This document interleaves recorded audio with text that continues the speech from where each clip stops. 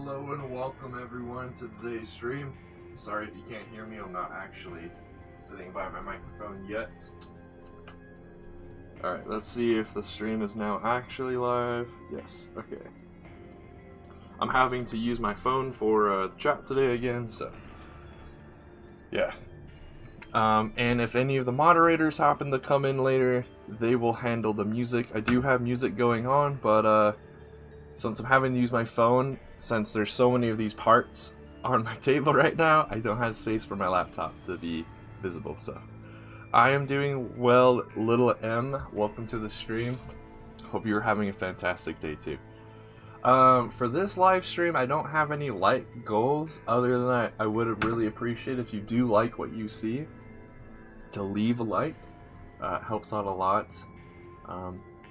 If you have any feedback for how I should probably do streams in the future, or anything I should like fix or change, let me know.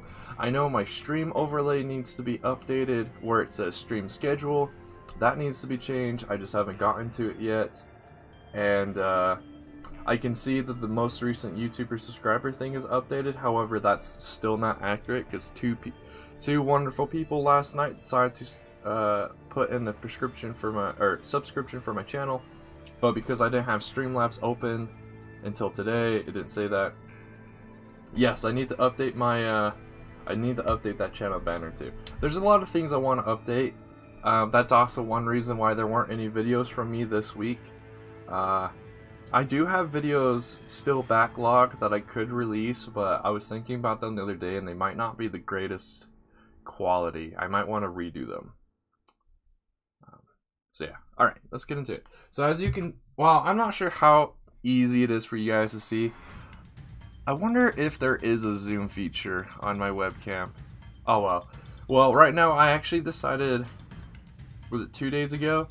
I cleaned up all of the stuff that was on here previously, which was a bunch of, what was it, plates? No, it was slopes. I sorted out a container of slopes last week in the early half of this week. And then a couple days ago I decided to finally get to my tiles. So this is actually all that remains of what needs to be sorted out of my tiles, and all I have to do is put them into the bags and into the respective bags that are over here in this pile, and all of my tiles will be sorted out, except obviously the new ones that I got in that haul of 35 pounds of Lego, which I will be sorting out later.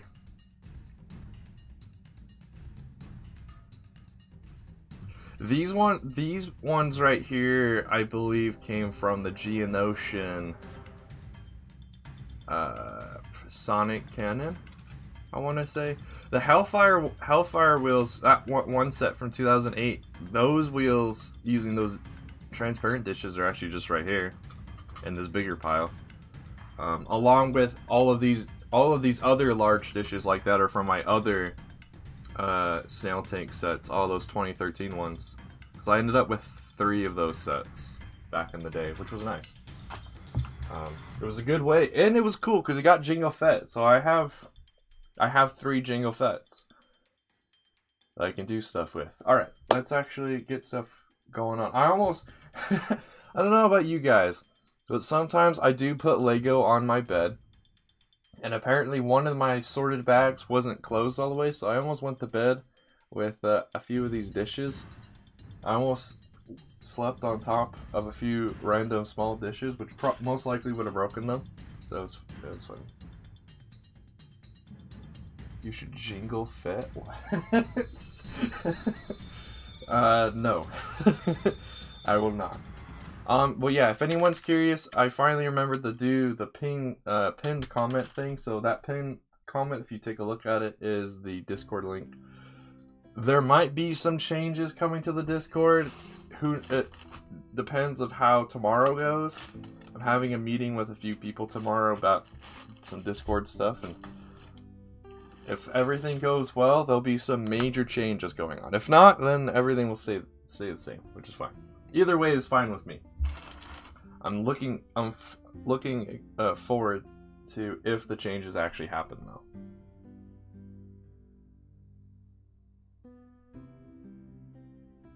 Dang. I've never done that.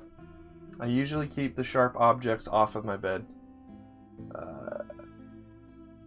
especially now that I've got this table, usually if I need to open stuff with sharp objects or whatnot, those sharp objects are on the table itself. Yes, I've seen all of WandaVision. I thought it was pretty good. Let's not do any spoiler talk for the season finale just because it came out yesterday. So probably the next time I stream we can talk about the season finale, but I thought it was pretty good. I know I was talking to a few people yesterday on that CEC Discord, some of the other staff members, and they thought it was kind of expected, the season finale, the way it ended, but I still thought it was good. Just because it's something's expected doesn't mean it's bad. Not everything has to be like a shock to be good. I thought it was good. I thought it was interesting that we saw, throughout the entire show, we saw a couple of characters. Oh. That's a bug. Like an actual insect. Huh. That might be because my window is probably slightly ajar last night. Which also explains why I could still hear cars going by and dogs barking when I went to bed last night. So I still open up my window occasionally like I did in the summer time. Because this room still gets hot occasionally, but at night, especially now, because the next door neighbors got a dog. They've always had dogs, but now they have this super whining, and I'm assuming small dogs. I've never actually seen it, but I hear it. I know when it's out because I can hear it, because it just barks at anything you can hear. I wonder if it's actually, because I'll have my window open playing music and then it'll start barking. I wonder if some of my songs hit that audio range that dogs can hear that we don't. I wonder if my music is in that range enough that it's triggering the neighbor's dog. If it is, I feel bad, but that dog is just so annoying, so I don't feel bad for it most of the time. But yeah, WandaVision's been pretty good. I liked it. I thought some of the characters that they've reused from other Marvel content could have been more utilized, but other than that, I thought it was pretty good. Welcome to the stream, Nolark.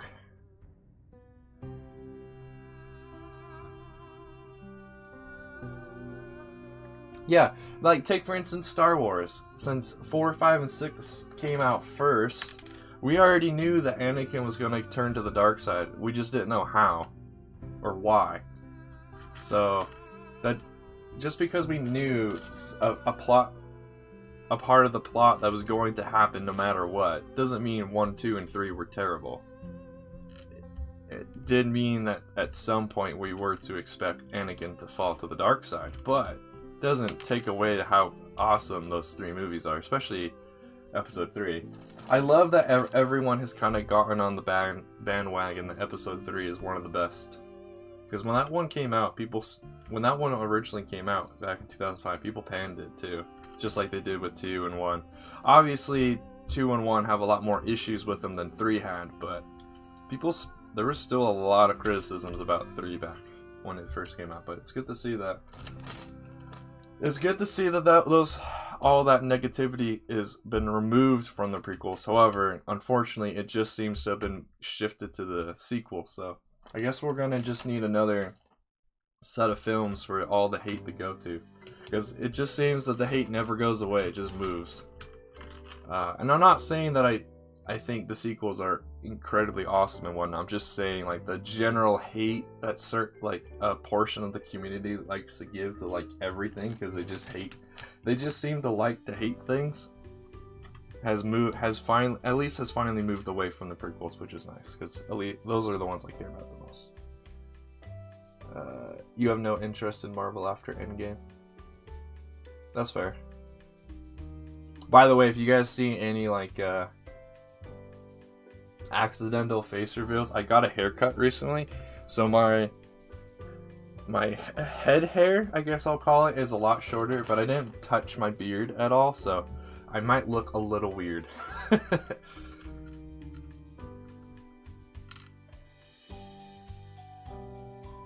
Yeah, that vocal minority, that's like my biggest pet peeve these days, is the vocal minority that has this super exaggerated view on like everything. But because they're more vocal than the rest of us, everyone assumes that that vocal minority is actually the majority. I'm not saying like minority, like, how do I phrase this? It's only those like extremist groups that I am panning. When it comes to actual minority groups speaking out, then that's totally fine. They should. But it's the extremist minority groups that are dumb. Alright, see you, little M. Thanks for hanging out for a little bit. I'll be streaming for however long today. I don't actually know. We'll probably go for at least the minimum of the 3 hours, but we might go longer. It depends on how talkative I want to be today. You were supposed to destroy the Sith, not join them. I mean, I do think the argument, which I think started off as a meme, but now has somewhat become an argument, is still kind of valid though. There were only 2 Sith and what, like, over 1,000 Jedi, so I mean, technically Anakin did bring balance. He made both sides of the equation balance by cutting down one side.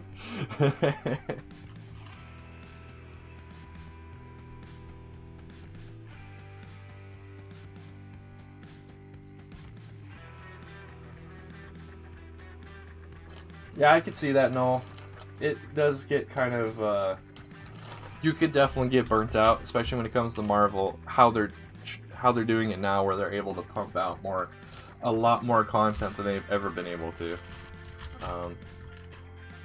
And I can see why people are starting to talk about how they don't want Star Wars to turn into like the Marvel Cinematic Universe, but I really do like world building stuff, and Marvel has done I would say has done an alright job at world building. So I think I would be fine. One thing though is I can kind of see the other argument where it's like Star Wars has been kind of reusing planets.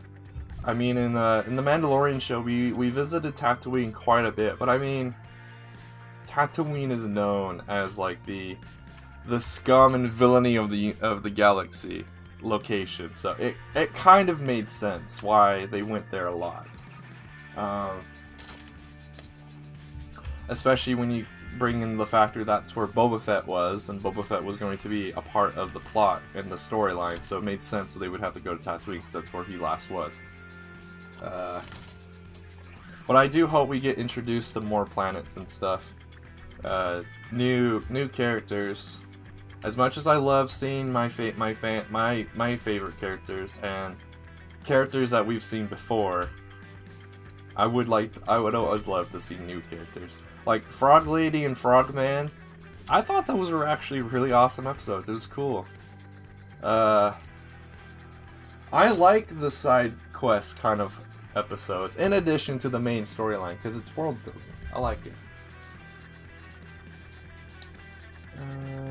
Am I excited for No Way Home? That's the new Spider-Man movie is that in the works, or is it coming out soon? Either way, I mean, I'm always excited for Spider-Man stuff. Spider-Man is one of my favorites. To be a bit cliche, I mean, Spider-Man is probably a ton of people's favorites because he's been popularized by media. But I mean, Spider-Man is cool. Anyway, he's one of those superheroes that, at least for the majority of my life so far, I've been able to relate to, because in most depictions he is like a teenager or a young adult, and that's been me most of my life so far. So I'm better able to relate to him and his struggles. RIIRC. What is that for? No? What? What? Okay.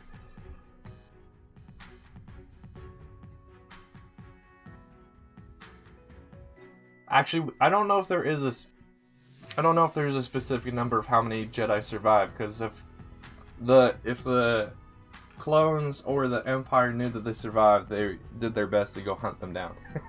So I think the only way that Jedi survived is if they went off the grid.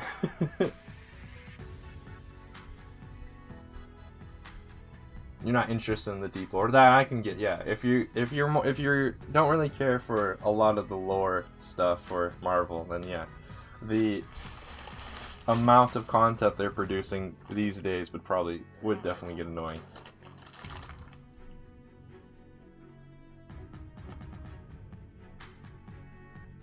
It's not just the popular, it's just refuses to elaborate further. Oh, you're one of those people.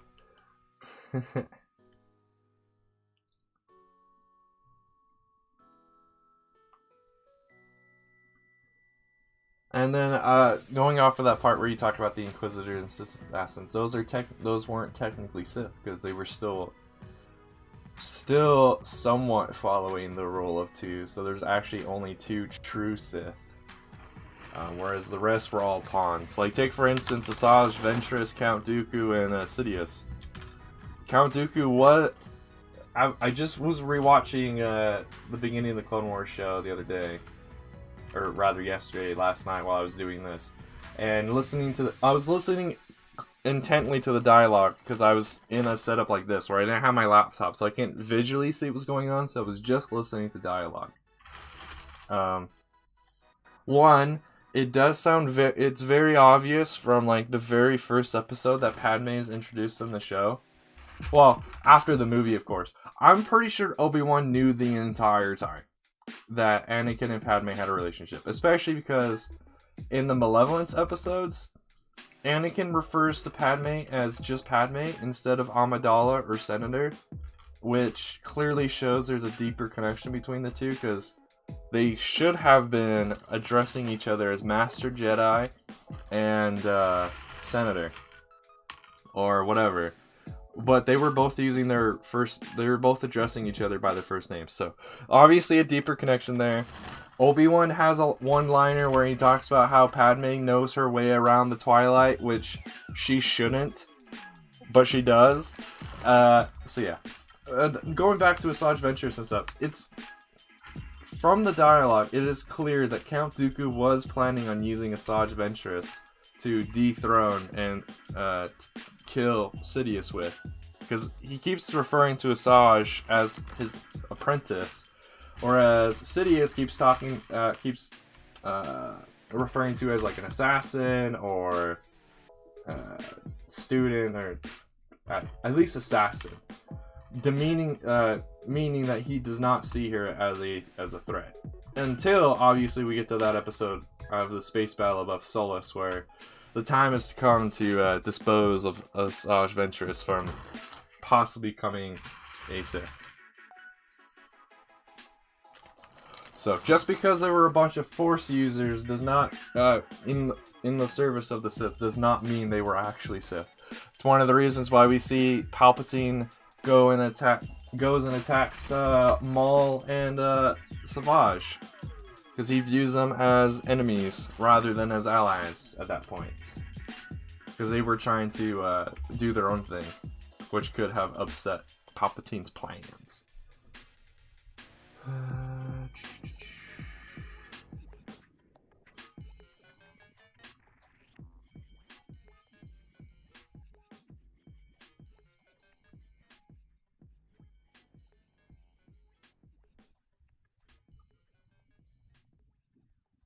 Well, when you put it like that, Crystal, it sounds like you're trying to personify the Force, which is not a thing. The Force isn't a living creature. It just is.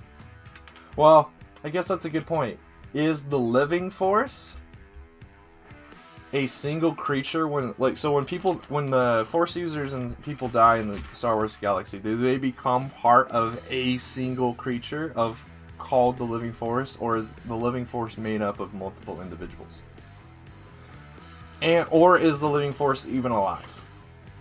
Because the cosmic Force is just kind of like it sounds. It's just cosmic. It kind of just does stuff. But what about the living Force?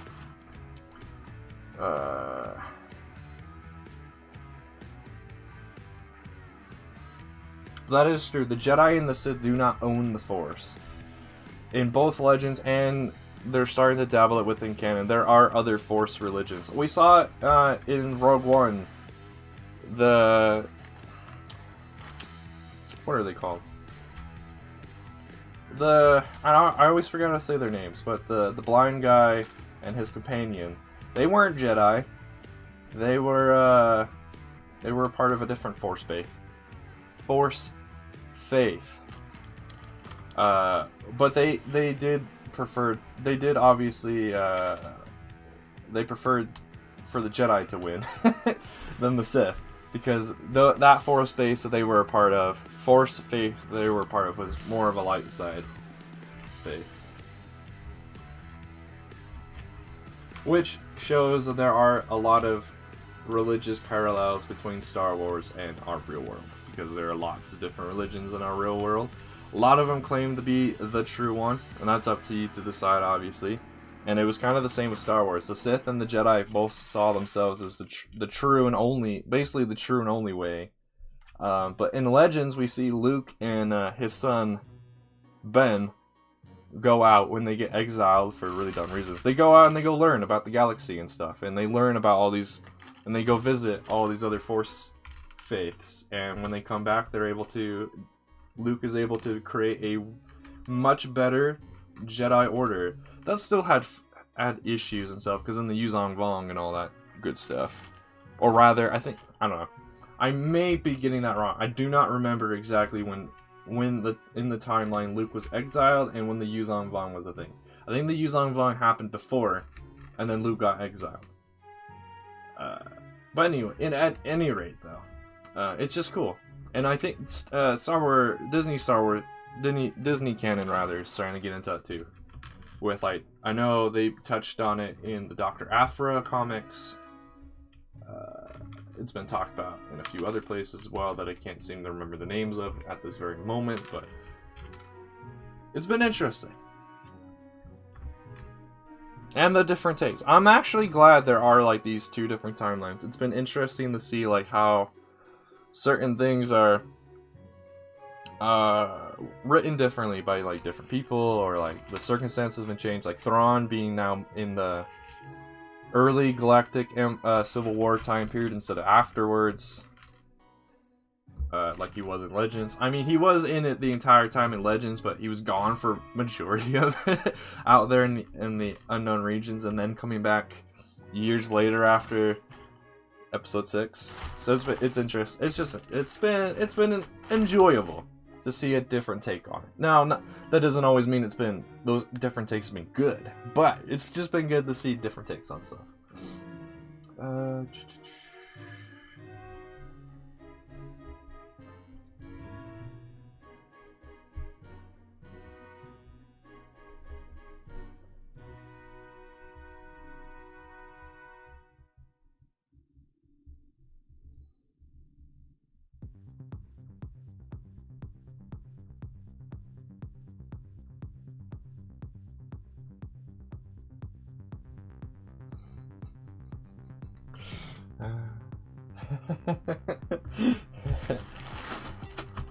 Just reading what you two are talking about in the chat. It's making me laugh.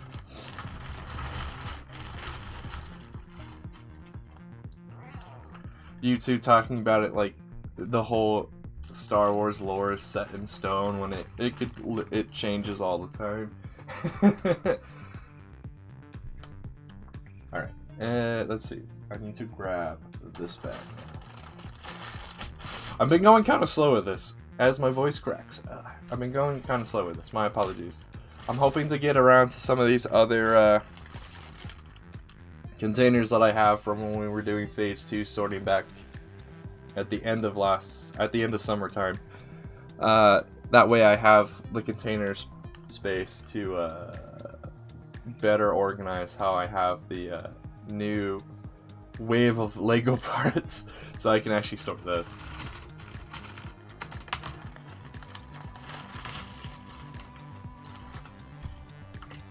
By the way, mods, if anyone in chat can't hear the music, I'm depending on the mods to fix it. I can clearly hear the music, but if you guys can't because of how my microphone is set up, let me know, and I'll get the mods on it. Wait, what?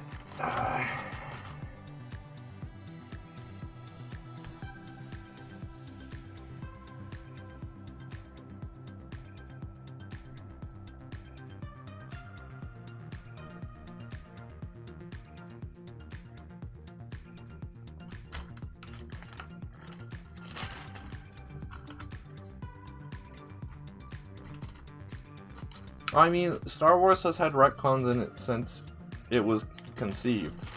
After Episode 4, there was that book, I forget the name of it, that basically explained what was going to happen after Episode 4, and if I understand correctly, most of that book got retconned into oblivion when Episode 5 came out. So, it really is just up to whoever is in charge of writing the story and how they want to tell the story. If that means certain elements need to change, it's fine. And that's honestly a beauty of the fact that it's not real. With it being fiction, is the beauty of being able to change things as you go.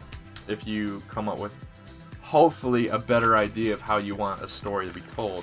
Whereas when it comes to true like human history, we want the most accurate thing as possible because the fiction in human history does not help. I mean, in some aspects it does, but we're always striving with our own history to be as accurate and as truthful as possible. Whereas with actual fictional stories, I'm totally fine with retcons happening once in a while. They do, sometimes it happens a lot, and that is kind of frustrating, especially when they retcon something that you thought was amazing. But you gotta, when that stuff happens, you gotta realize that maybe you possibly need to take another look at it from a different angle and see why they're deciding to retcon something. I don't know. It's just the beauty of story making. There's the flaws and there's the good stuff and there's bad stuff when it comes to story making. But it's fun. Story making is fun. I enjoy it. I do like making stories and stuff. I don't get around to it as often as I used to, but story making is fun.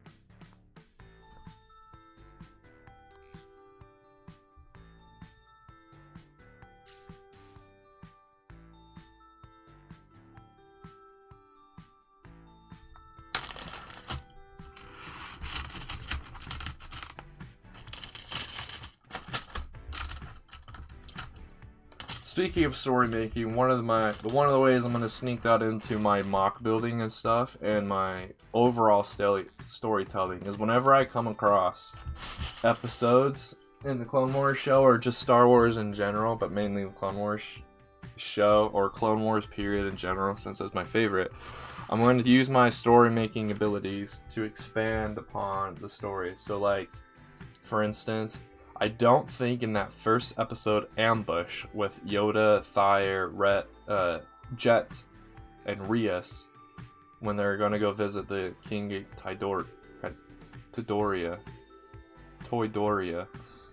I don't think we actually get to see that Republic frigate hyperspace out. So there's two ways you can see that story going. Either that Republic frigate was able to escape to friendly space and be able to have repairs and whatnot, or you can take the darker approach and that was destroyed and all crew members were either killed or somehow they survived in some miraculous way. I guess there's technically three ways of looking at it, but two of those three stem from the same one. So I would like to expand upon that and be like, alright, well, when the show diverges and focuses on Yoda, my aspect of the show will focus on the other stuff.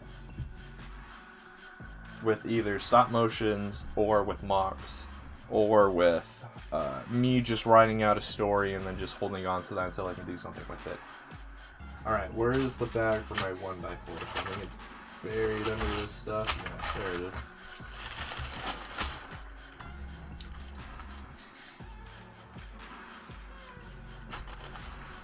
Oh my, Han shot first. You can clearly see, but yeah, George Lucas tweaked it to show that Greedo possibly could have shot first, but Han. And it actually makes more sense for Han to shoot first. I think, for his character development than if he didn't. Because Han was shown to be the scruffy nerf herder who just didn't give a crap and was just doing stuff for money. He was roughly, with his kind of character, it seems like that character was going. I'm not making sense. For what it seems that character was supposed to be like in that first movie, he's supposed to be the tough guy. Tough guys just do stuff. A tough guy who just does what he wants to do and sometimes does it for money. Somewhat equivalent to a bounty hunter. So honestly, it makes more sense for Han to shoot first. Especially because it also seems that we have like a younger mafia guy in Greedo versus a veteran opposing mafia guy, or a renegade mafia servant or whatnot. It makes sense that Han would have shot first because Han has more experience than Greedo in dealing with those kind of things. But I don't know. That might just be me justifying my want for Han to be the one who shot first. But I mean, I don't really have to. I don't really have to justify because we know that to be true. George Lucas can tweak however much he wants. The original take was Han shot first. So at that point, it's up to how do you want the story to be? Do you want Han to be the one who shot first? Do you want Greedo to have shot at the same time, or do you want Greedo to have shot first? It really, at that point, it doesn't matter unless you see that as a change in Han's character that doesn't make sense. Which is kind of the view that I see, but I mean, again, it's up to your interpretation.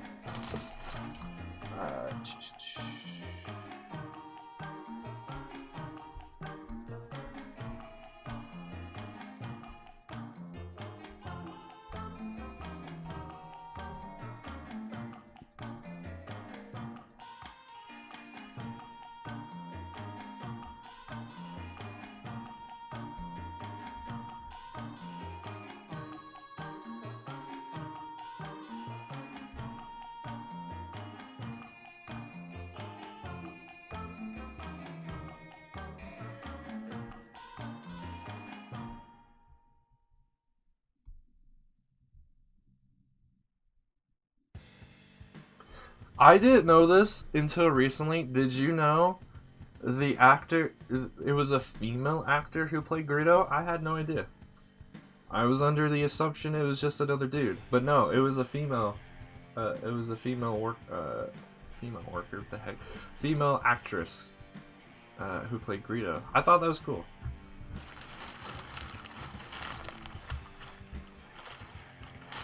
Just a tidbit that Greedo was played by a woman under the suit. It was cool. That's cool to know.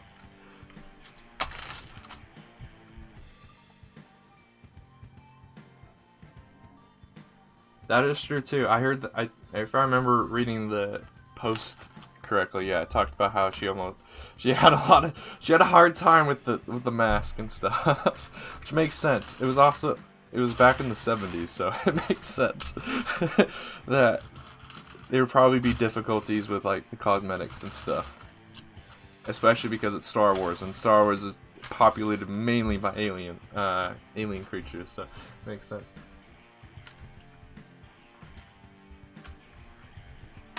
Crystal doesn't have a Discord, remember, Noel?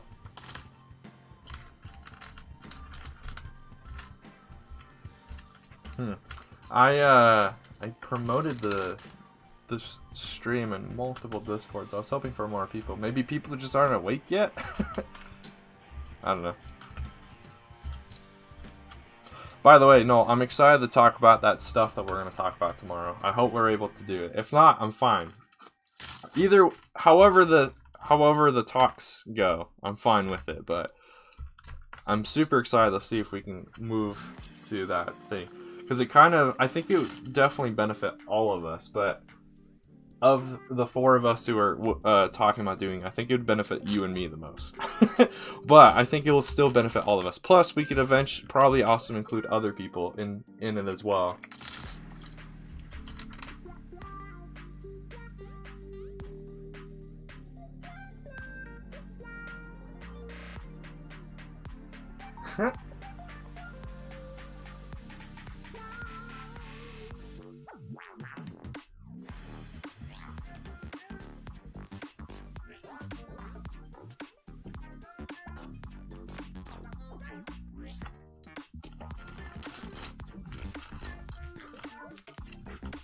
just me doing my own thing, and then occasionally looking over to see you two debating in the chat.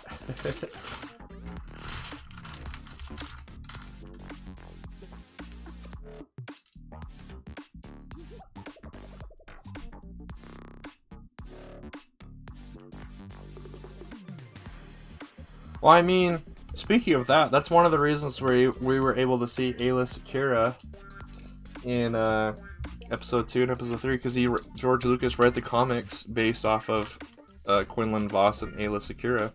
We would have seen Quinlan Vos in what was it, episode 3, but unfortunately that scene got cut. But I mean, I guess they got to make that up, sorta, because he did appear in Clone Wars for that one episode. It's funny, the people who wrote those. If I remember remember the story correctly, the people just picked that one character off of Tatooine in the background to write a comic on. It's like, you know, that guy's undercover Jedi operative, and it was like, oh, okay, that's actually a cool idea. We'll go with that.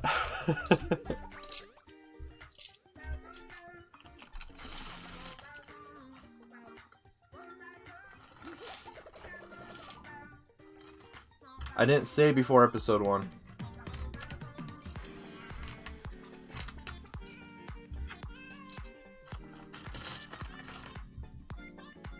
But their origins of becoming characters originates from a comic book that George liked that was being made and agreed to add them.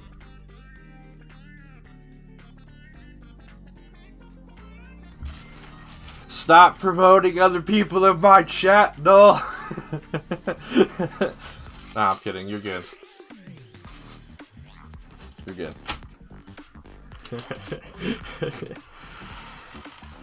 This is a ClonePlays stream, stop talking about other people.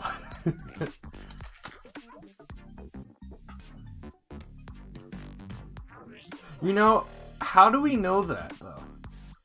Because there's that one line from Obi-Wan Kenobi that Anakin, when they're about to depart from one another, like when Obi-Wan's about to go to Utapau, he talks about how Quinlan Vos moved the troops to Boz Pity. So how is Quinlan Vos in either Legends or canon on Kashyyyk when his troops are on Boz Pity? Is it just like I'm not on the time gap between when Obi-Wan says that and when Quinlan Vos is on Kashyyyk is actually longer, so there is actually there is time enough for Quinlan Vos to have moved from Boz Pity to Kashyyyk? Or is that just like some off one-liner that doesn't actually make any sense? Or I could also just be I'm misremembering the quote as well. But I'm pretty sure it's Obi-Wan saying he's just moved to Boz Pity, not like just is moving from Boz Pity, but he's going to Boz Pity. I guess if it's going to Boz Pity, he could have been redirected to Kashyyyk, but I don't know. I don't think so. Hey, welcome back, Little M. Hope you had fun doing whatever it was you had to go do.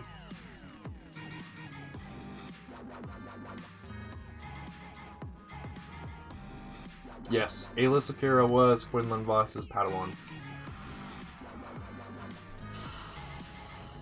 That's a comic book series that I would be really interested in reading, because there's a lot of... From what I have read on Wikipedia about it, it sounds really cool. That and just... I want to read a lot of the Dark Horse comics from back in the day, too. I have, what is it, Crimson Empire with, the Royal Guards doing their job, like doing whatever after Emperor Palpatine's death. I forget the names of the Royal Guards, but I have part 1 of part 2 of that series. So I have book 1 of the 2-part series, and it's book 1 is awesome, but one of these days I want to get my hands on book 2, or comic book 2 rather.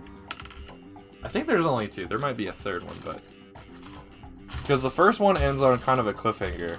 So I've never actually read I've never been able to see what's after the cliffhanger. And I want to be able to do that one of these days.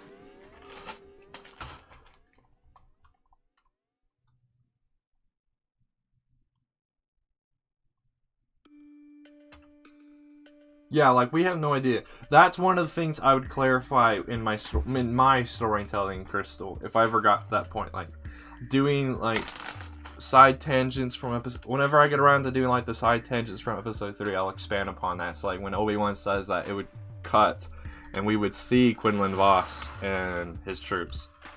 Not company...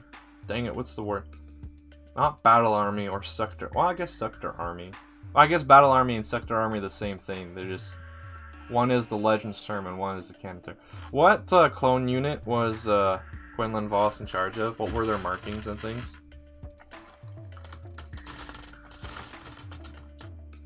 I forget the name of the commander who on Kashyyyk was trying to kill Quinlan Vos during Order 66. I forget their name.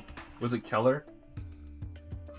Because I know, if I remember right, the commander, he wears 2 different armors. Because he's on one planet wearing one armor, and then when he goes to Kashyyyk, he's wearing a different armor. He's wearing like the camo armor. Was it Keller? I don't think so, because Keller was part of the Galactic Marines, and that was Mundi.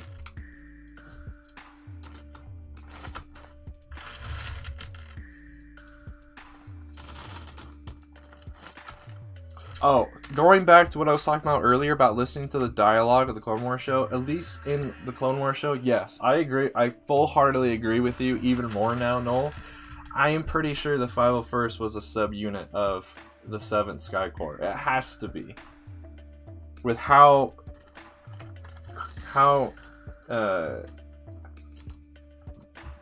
often Captain Rex and Commander Cody are with each other, it only makes sense.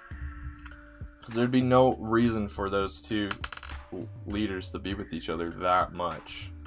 Unless one was actually the leader of the other. Was the commanding officer of the other one. Which makes sense, because not every unit under a corps has the same colors.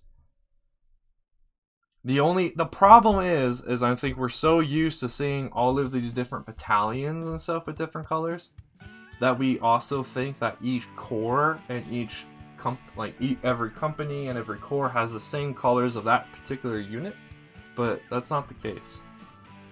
The only issue is we just haven't seen all. We're actually haven't seen like a fifth. We've only seen a fifth of what the Grand Army of the Republic actually look like.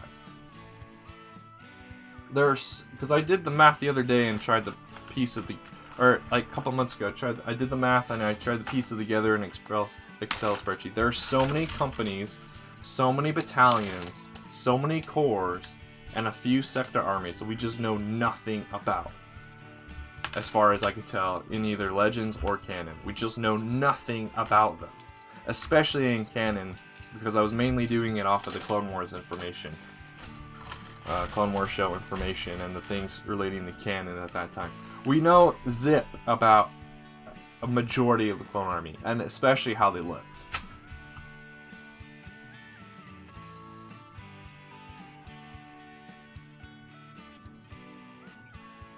Well, that's like a tactical move, though, Crystal, to let Rex take control, because Rex seems to come up with some unorthodox solutions about half the time. Mainly, probably because he's working with Anakin Skywalker, who's an unorthodox Jedi. Whereas Cody always works with, usually always works with Obi-Wan. And Obi-Wan's a more orthodox Jedi.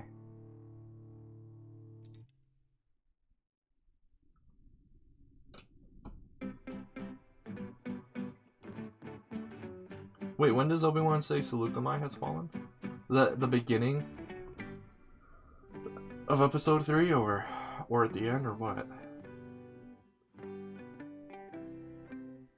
That is true. A lot of things that Obi-Wan said. Because what? If I remember right, isn't episode 3 actually... That whole movie is actually over the course of 4 days, or something? And since we're in Star Wars with hyperspace, yeah, a lot of things could have changed.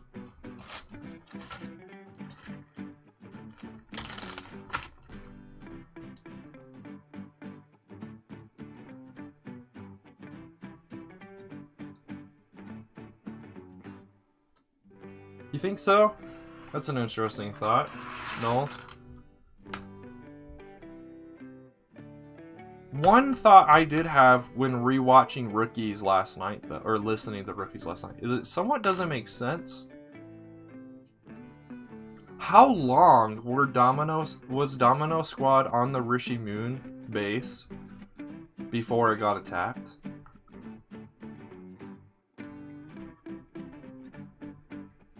Also, it talks about in the intro dialogue, it talks about how clones had to have their training cut short, but then we later see Domino Squad's training. At least their adult training. So does that mean what we saw of them training was actually the shortened version? Or were they like one of the last clone units to get like the full training? This is why I'm actually really happy I'm just listening to the dialogues. I'm able to pick up and make more questions than maybe if I was just watching.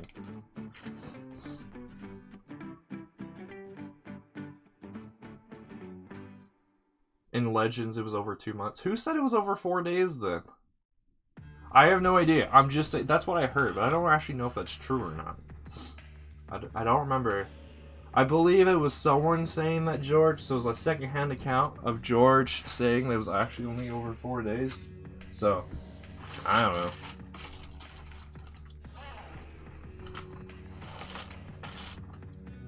Oh, does he? I'll have to rewatch that scene then, because yeah, I know. Seleucumai is a big place.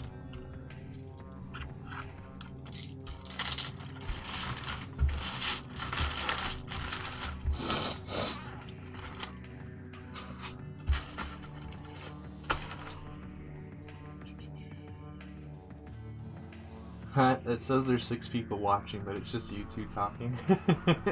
It's always my favorite. Oh wow.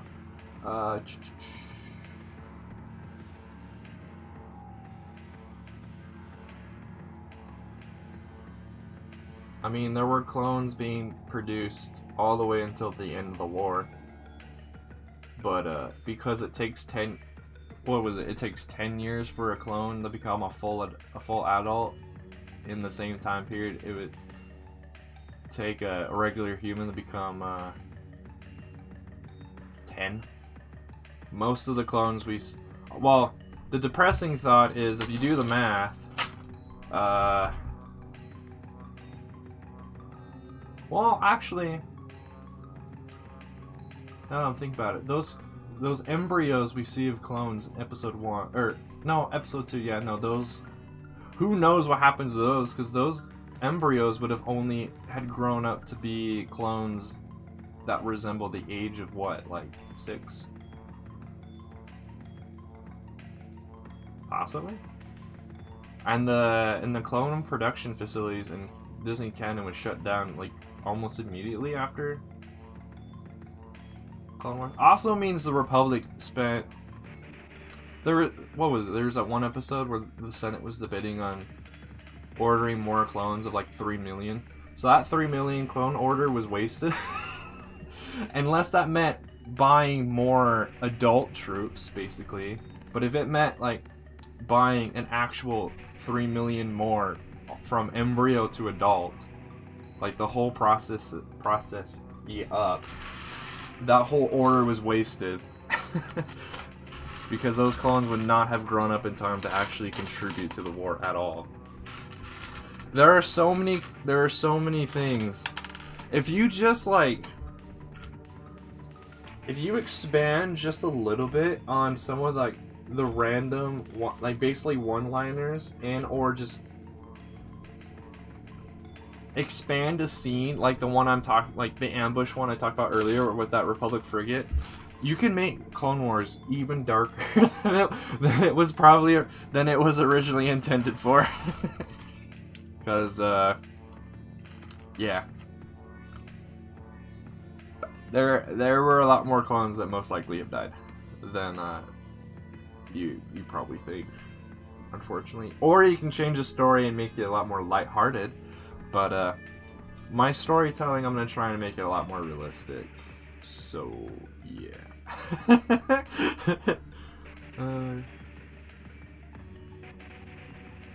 In Legends, like I said, I was talking about canon.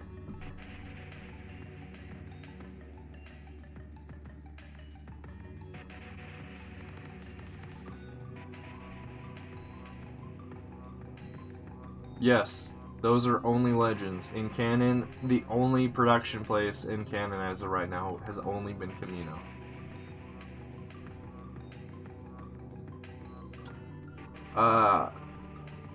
What is that supposed to say, little M? When I first glanced at that, I thought you said Ewoks 8. Are you saying Ewoks 8 Stormtroopers? Maybe. If you're saying that because of them having the helmets at the end when they're doing the celebration, that I don't think that's a good enough reason to conclude that Ewoks ate the Stormtroopers, because they could have just stolen their helmets. But you could also conclude, well, the Ewoks were going to eat Han Solo, Luke, and Chewbacca, so I wouldn't be surprised if they actually did eat some of the Stormtroopers. But it depends on how you're arguing it that I would have an issue with you.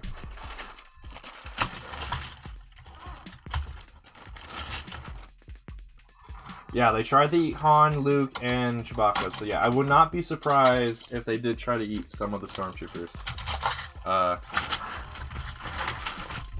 But like I said, if you're making that argument off of the scene of them having the helmets at the end, then I would have a debate with you. But because that wasn't what you were talking about, then I'm fine. It makes sense. Did I have 2 piles for this stuff? Weird.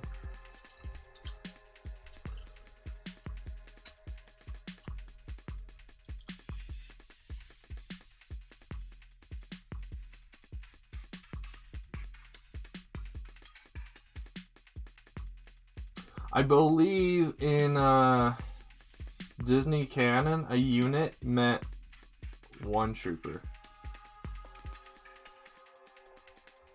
Is how they're looking at it. So the 200,000 units was literally just 200,000 clone troopers. I would have to reread the Wikipedia article that then links me to the StarWars.com link, if it even has a StarWars.com link to it. Hey, welcome to the stream, Burkflyer. How you doing today, my dude? I am doing well. Actually woke up early enough today before the stream to actually have a breakfast, so I'm not hungry for once. And we're making decent progress. I keep stopping and talking and not moving my hands though. That's why we haven't moved on to sorting something else quite yet, but we're getting there. I learned I have a lot more dishes and a lot more tiles than I thought I did have each color. So I might be able to, later on in this stream, if I really want to, grab my Hellfire droid and start adding some tiles to it. I don't have any 2x3 brown tiles, but I do have other shapes. So I might be able to actually do some work on it. Welcome to the stream as well, Survivalist. It seems chat has been taken over by the blue wrenches. The invasion has begun.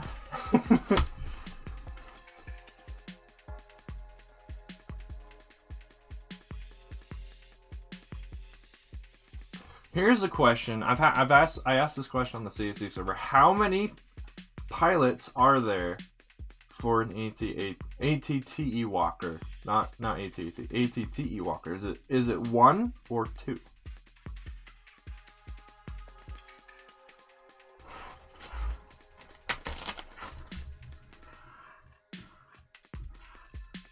There are let me also iterate. There are different numbers, so please specify which timeline you're using. Legends, I already know Legends has a different number than Canon. I looked it up the other day. Legends has a much larger crew than Canon does.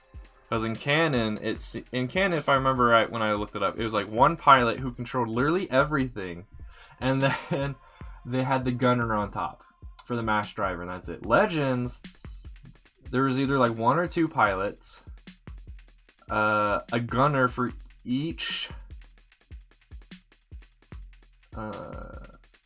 set of bubble turrets, except for the anti-infantry turrets, except for the ones in the back. Each of those was done by one. So there were 6 gunners, and then there was the mass driver cannon, dude.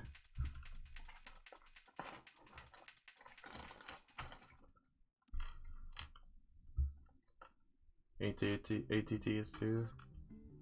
AT-AP has 3 pilots? I thought I had 2. Is that another thing that LEGO has lied to me about? Well, yeah, ATRT has 1. I know that.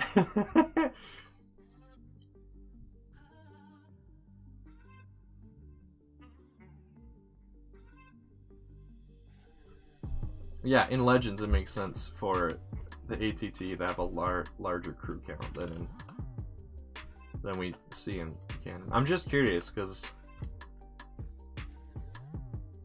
it just means whenever I get the Brick Vault ATT, if there are actually 2 pilots, it means I just need to modify that design just a little bit so 2 pilots can fit. Oh, you're counting the gunner? Oh no, I just want pilots. Don't count the gunners or specify that you're counting the gunners, or you're gonna get me so confused. Is it the smallest? As far as the Republic is concerned, yes. I want to say most walkers the Republic use were really big. There probably are civilian walkers that are much smaller. But as far as military usage by the Republic, I'm pretty sure the ATRT was the smallest.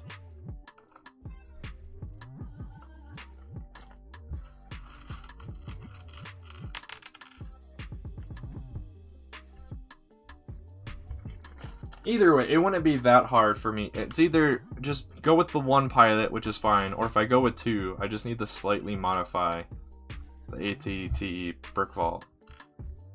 The Brick Vault ATTE just a little bit so I can fit 2.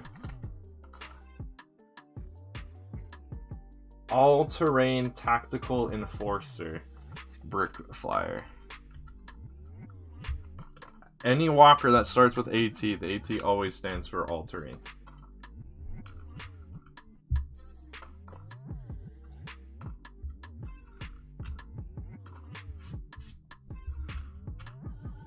Now, just, yeah, never mind. Alright, see you, Null. Thanks for hanging out, my dude. Hopefully you can make it back later. If not, have a great rest of your day. These 1x1 tiles are killing me. They were difficult to put in the piles, and they're difficult to put in my backs.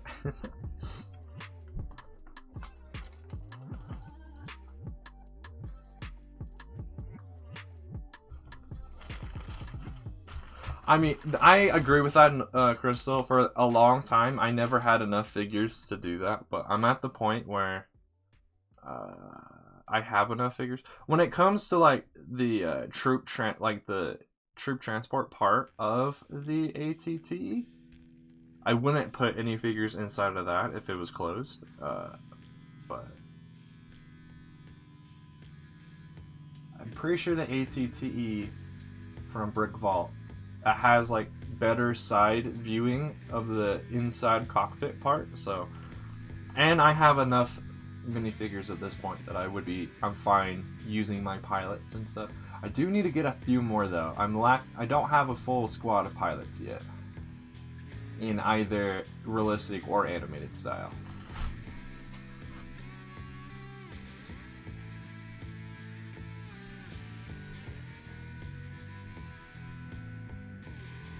Nice. I have currently 2 501st sets opened, and then 2 more that my family that they bought for me, but only when I do something impressive with school. Like if I do really well in an exam, they'll give it to me. So I'm waiting to get back some results from an exam I took a couple of weeks ago, and then I have a math exam coming up this Friday. So hopefully I do well on that, because one, I need to get that grade up, because that grade is not doing so hot right now, unfortunately, because of the previous exam. And if I do well on this next exam, I can get some more sets. It's fine.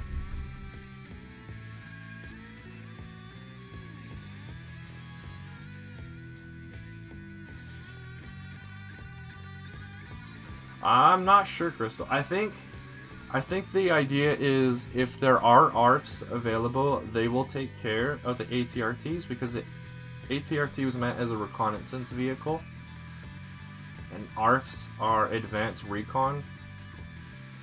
Are literally called the Advanced Recon Force. I forget exactly what the F stands for, but so I think the point is ARFs would usually take care of the ATRTs, but if there weren't any ARFs available, then regular troops would take care of them.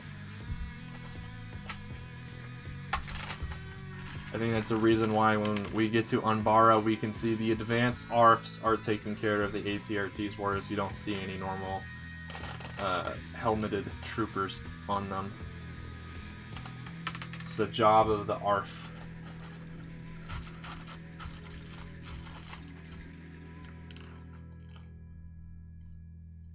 Do I really not have a bag for these 1x1 square tiles? Thought I did.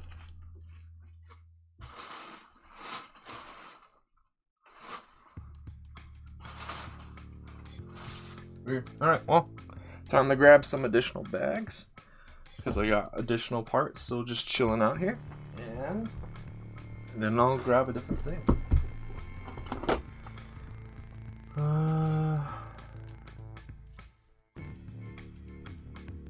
Huh? Wow, Birdfire. Wow. Is that a reference to Advanced ARF Trooper Hound?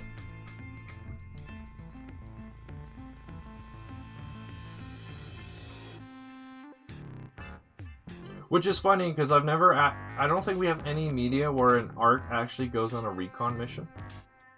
I know the ARFs did. We have an example of that during the Battle of Ryloth. ARC.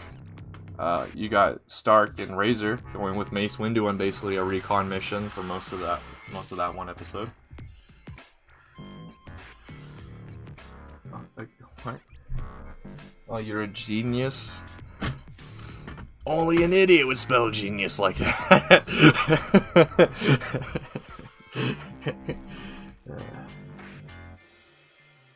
And a minifigure book like the Lego Star Wars minifigure dictionary book or what? Some of my tiles just got stuck into this container. Fantastic. Let's see if I can get them out. I don't have any fingernails right now. I keep biting them off because I'm dumb, and my anxiety sometimes just gets me. But if I did have fingernails, it'd be a lot easier. Oh, you are? Nice. Okay. Not as many were stuck as I thought.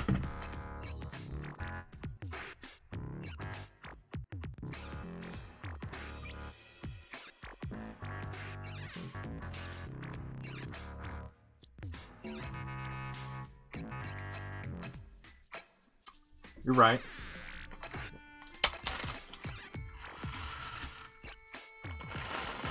When I said that about the arcs, I had in mind the arcs we see during the Battle of Camino. So Colt and Hammer and Blitz and the other one, where they didn't really do recon, but it's understandable why they didn't though, because they were attacked first. They were ambushed. They weren't able to go on a recon.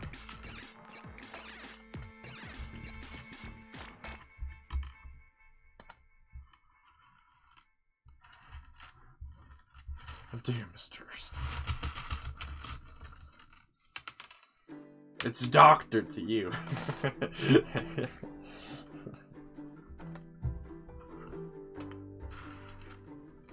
Has my stream quality gone down, or is my phone just dumb? My phone's just dumb. Okay. Can everyone in chat hear the? Can you guys hear the music? Let me know. I mentioned this earlier. As you can see, the pinned message for this stream, because I remember to actually do it, is the Discord link. And also, if you have any suggestions for how I can improve these streams, let me know. What are you talking about, Survivalists? What? You just responding to what I said about maybe the stream quality? Yeah, unfortunately I can't really do too much with the lighting because the light is directly above me. That's why it's super bright right here in the center, and then it gets darker as it goes out. Unless, I guess I could open up my window, but then natural light can do stuff. Oh, you can't hear the music? Okay, good. Okay, I'm gonna try to do the technique where you just put the bag on the edge of the table and slide parts into it. This works about 95% of the time. Then you have that 5% of parts that just fall to the floor.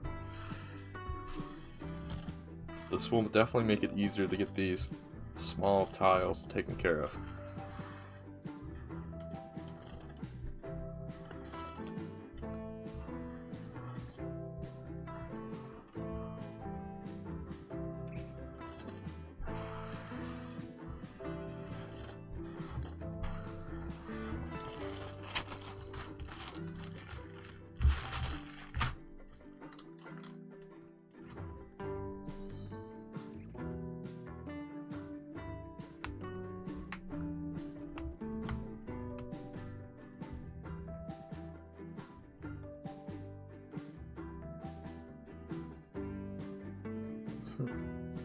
Okay, good. Honestly, it also doesn't make sense why there are ARFs on Camino because of that same point crystal. Why are there advanced recon? Why is there advanced recon force on Camino? I get that makes sense why when we go back to Camino we don't see them. We only see the Camino security force. I wonder where those ARFs then went. If they got deployed off of Camino. I wonder what they actually did. Because I believe that was Rancor Battalion, right? So what did Rancor Battalion... I wonder what Rancor Battalion did for most of the war, if anything. They did lose 2 out of the 2 of the commanders. All of the ARC troopers were in charge of that battalion. If I remember the dialogue correctly. I haven't gone to those episodes quite yet.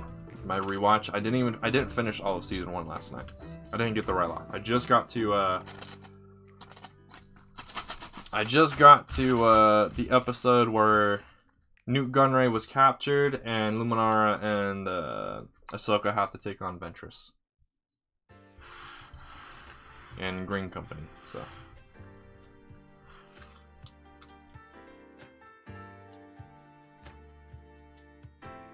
Probably. I wonder where though, because their entire battalion was all about ARFs. So. So the only reason I was watching Clone Wars last night is because I wanted something to listen to, not necessarily watch. And since I've seen the Clone Wars show, not hundreds of times yet, but a decent amount of times, I just put it on for something to listen to. So, until I can actually, like, sit down and watch something, yes. Rebels is on the back burner. Has been for quite a while. Again. I do have plans to maybe start making... I want to get back into making more mini-mocks. I haven't made any since those 2 that I've showcased on the channel so far. The only unfortunate bit is my time here at home. I only have 1 more week of being at home, and then I'm going back to college, so I won't have access to my Lego, except for the weekends again. So most of the mini-mocks I'll probably be doing will be on Studio, but I want to get back into mock making. I was talking with my family about some future plans, and it kind of sounded like after talking with them that they want to see me accomplish sorta a lot more of my goals and my ideas first before they will support me, at least financially. They'll always support my dreams, but before they can support me financially, they want to see me achieve a few more of my other goals. See you later, Crystal. Hopefully you can make it back. If not, have a great rest of your day, my dude. Do a stop motion video of what? Little M. I mean, I have lots of ideas. I still have the Fire Squad story to finish. Or continue, rather. The only issue is I kind of want to switch up how I do those stop motions. which means I need to do some learning. And unfortunately, I don't have the time to do the learning, so that's why stop motions have kind of stopped on my channel, just for the time being. At least like the longer ones, which are like a minute long and whatnot, I could probably bust out a few like 10-second, 30-second ones. Kind of like the stop motion I did for the Brick System Brothers giveaway thing. I could do some stop motions like that. More joke and more light-hearted ones. Whereas my fires squad ones, I try to have those ones have a more serious tone. And yeah. Let's see. Welcome to the stream, AV Brick Studios. Hope you're having a fantastic day. Do you do a lot of stuff with AV products with a name like that? Right now, we're just taking care of a bunch of my tiles. Yeah. As soon as the tiles are taken care of, we're going to be doing a lot of other things, I think. It depends. It depends on which container I want to grab. Either the ones that are right next to me, or the ones that are over there in the corner that you can't see because I pointed off camera. But over in the other corner of my room. I'll probably go check in that other corner of my room first, just because I know it's right here. I know what's already right next to me, but I don't remember what's over there. Yeah, hope you're having a fantastic day, like I said.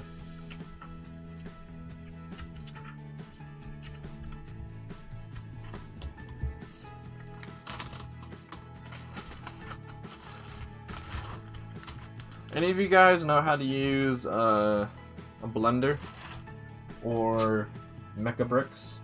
Mechabricks.com. If you guys know how to use those, if so, let me know.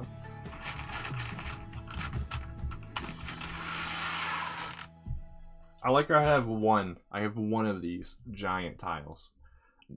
I've got it secondhand, so I have no idea what set this actually came from. I'm assuming it's Lego City though, because of the color.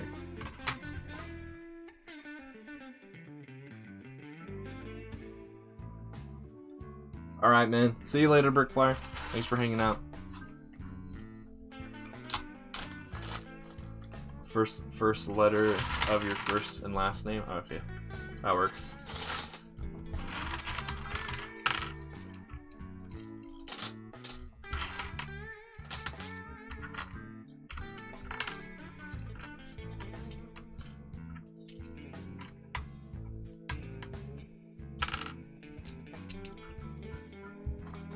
What program is it, Survivalist? Is it SolidBricks? Or SolidWorks, I mean. SolidWorks is definitely different than Blender. Because in SolidWorks, that's one of the programs you typically use to model something, and then you can use a 3D printer to print it out. Blender is mainly so you can model stuff in there, and you can either use Blender to make video game backgrounds and landscapes, or you can do animations with it. Not SolidWorks. Oh, okay. Interesting. I have two ATSTs. I disassembled both of them. Why do I only have two of these? I wonder if I put... These are those inverted... Or actually, these are actually just dishes. These are actually considered inverted dishes, but I have two of these sets that came with two of these. So I should have four of these dishes, but I wonder if I just put them in a different spot. Just not Blender itself. Oh. There are other programs out there like Blender. Blender, I consider to be the most popular of the two, or at least the most well-known of those kind of programs. I'm pretty sure there are other programs out there that do a slightly better job, though, because Blender sometimes can cause a lot of headaches due to some of the things it decides to do.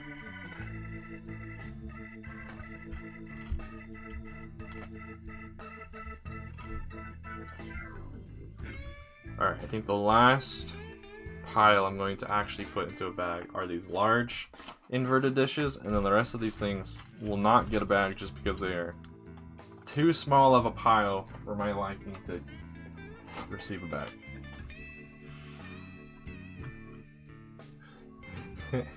Welcome to the stream, all bricks count. Shazam to you as well. Hope you're having a fantastic day.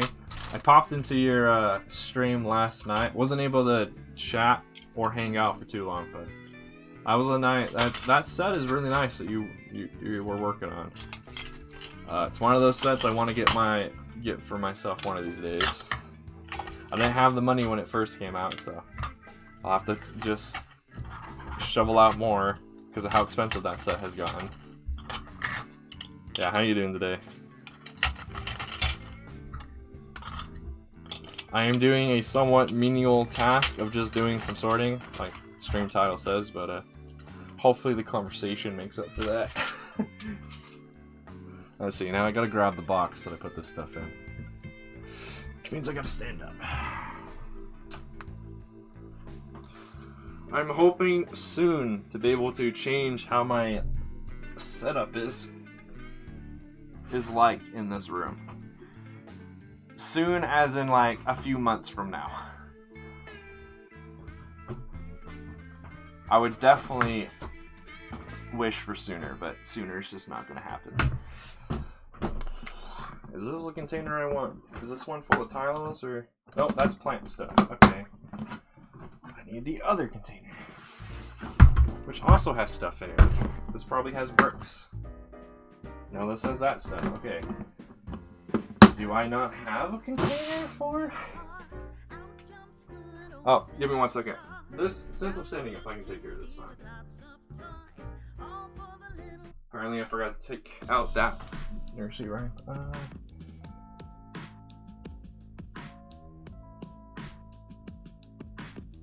WandaVision's been pretty good. I haven't seen any of the Snowpiercer stuff. How's that show? I didn't see the movie, so I don't really know that much about it. Oh, I see. I don't... Wait, what? Am I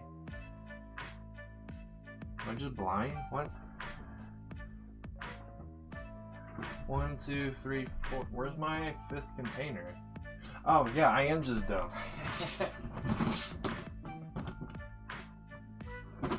The plant container I put inside of the other container I was going to use for tiles. I was like, what the heck? Where'd the fifth container go? Now all these can be in here, separated out, so I actually know where all my tiles are. And when I start building stuff, possibly on stream, I don't have to search for 20 years trying to find something. I only need it for 10 seconds.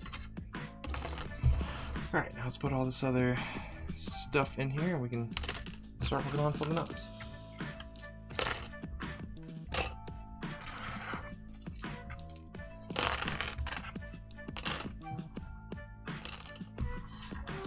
Ooh, that does bring up this. A thought just came to mind though that brings up a good point. I don't know if I have space for this 5th container now that it has stuff in it. Let's find out right now. Put that on the bottom, and we'll use the plant container. Is there space? Yeah, there's space. Okay, good. I did my measuring and math correctly for that. Alright, I will get to chat in a second. I'll be right back. I'm going to be walking away from chat for a second and checking out what's in this corner over here so I know what is over here for me to sort and if I want to sort it or not. Or at least sort it on this string. We have... Actually, I don't think this stuff has been sorted out. Yeah, okay. So I can either do the Technic stuff that's over here that has been sorted out fully, or I can do my other Technic stuff that has been sorted out fully but hasn't been sorted into their own individual piles yet. I think for this stream, we're gonna work on the stuff that's been fully sorted out previously. I feel like that'd be a little bit more entertaining to see. than what I'd have to do for the other containers. The other containers I'll do off stream. And then I'll give me a reason to continue to just listen to the dialogue with the Clone Wars show. Alright, let's see. Well worth watching.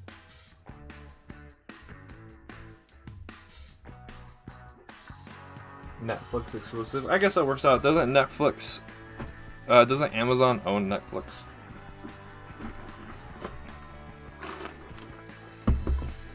Alright, so for this, basically now what we need to do is make those piles that first were on my table, but with this stuff instead.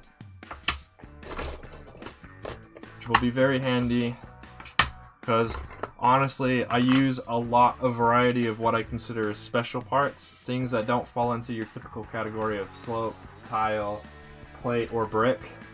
I use this stuff all the time, since this stuff is usually what makes up the defining shapes for Star Wars droids and vehicles. Are just these random detailed bricks. Like this could be used really well for either an engine for Star Wars or a body part for a droid or whatever. And unfortunately, this is the stuff that I have like the least sorted out. So hopefully we can make a lot of progress. I'm also gotta be careful though, because some parts I have a lot of, and some parts I have very few. So trying to get the spacing between the piles is a struggle a lot.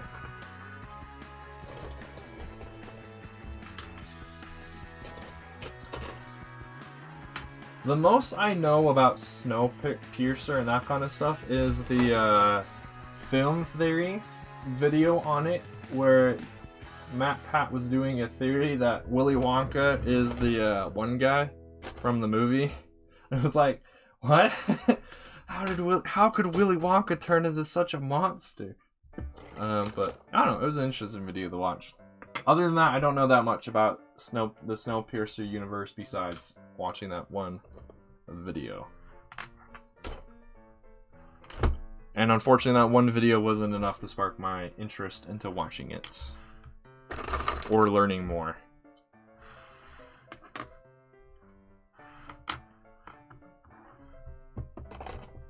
Aha, so this is where I put all these flag parts. Okay.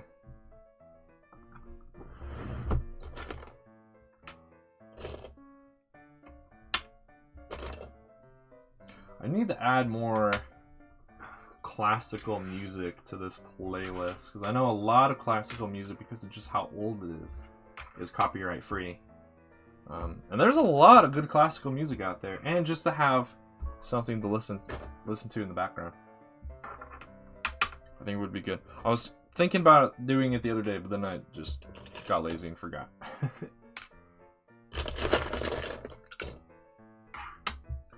I wonder if more like the more recognizable classical songs are copyright free, like "Fly to the Valkyries," I believe is the name of one of them, and the one that has Bumblebee in the name, I think. It the way you play that song makes it sound like it's the humming of a bee's wings. I wonder if those ones are copyright free. If so, then I would definitely add those ones. Those are some of my favorite classicals.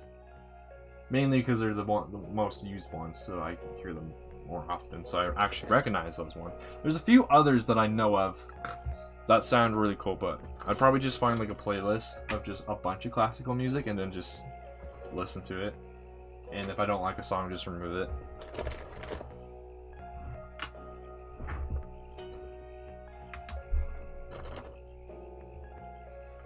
I think I made these piles slightly too spaced out, because now I'm running out of space.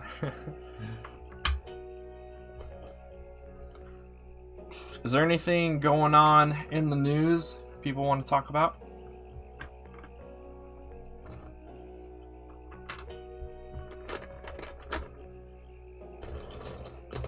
Has the Amazon actually been able to recover yet or not? I remember that was a big thing because the Amazon rainforest was on fire and the Brazilian government, from what I heard, wasn't really doing anything to fix it and to prevent and stop the spread of the fire. Has Amazon been able to somewhat recover? Does anyone know?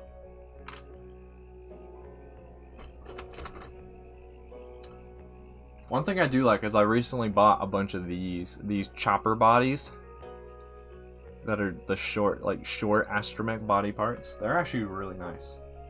I used 2 or 3. Well, I've used in one custom model I used 2 or 3, and another one I used a couple. So these have come in very handy in both studio and eventually in person when I get around to building those models, which I probably should, because it'd be really awesome to start filling out my shelves with more of my custom models than they currently are. Right now I've only got 3 put together, and one of them still needs to be finished. Well, actually all 3 of them still need to be finished, just in different degrees of how many parts I need to throw at them. Because one model only needs 1 part and then it's actually done. Another model just needs to be finished being built and have some adjustments. The other one needs some corrections, a few things rebuilt, and just more tiles added to it. Jumps down. Hello there. So uncivilized. Get your silly Star Wars memes out of here. Welcome back, Crystal. We are currently sorting out the Technic stuff, which so far is actually causing a bit of an issue because I made these the spacings between my piles a little too big.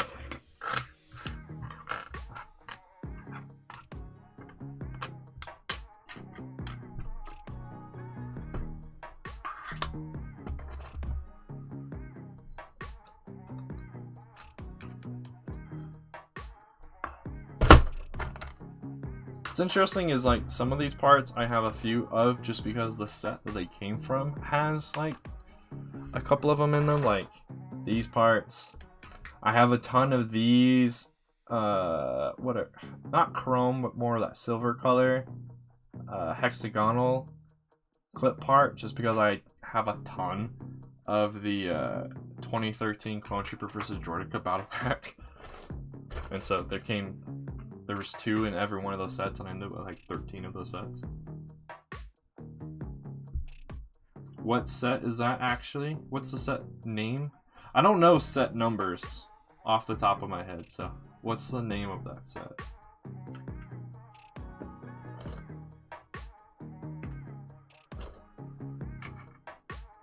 It's one of those things I'm trying to get better at least when it comes to Star Wars, is knowing the actual Star Wars name versus the Lego name that Lego gave to their stuff, like the Jedi Interceptors and Starfighters. For the longest time, I always just called them by that instead of the Delta 7s and Eta 2s. The Warp Forest set? I mean, if you like Lego Minecraft sets, you might as well. I personally am more into Star Wars, so I kind of have avoided the Lego Minecraft stuff, but some of the Lego Minecraft sets have looked pretty cool. I guess I'll show this off real quick since we're talking about it. A long time ago, I was in the mood to make some Lego Minecraft stuff, so here's my custom Lego Ghast. Right now it's in its mode of it's about to shoot, and it can because I gave it a shooter function. Right now there's nothing loaded. Oh, actually no, it's not using the right shooter part. But yeah, so that's it with the angry eyes, and then here's it with normal face.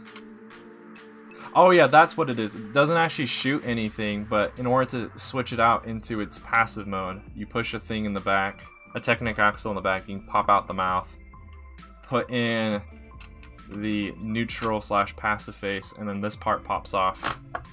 And you can put the passive eyes on.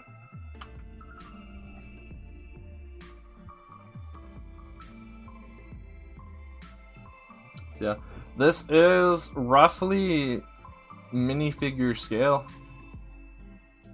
The most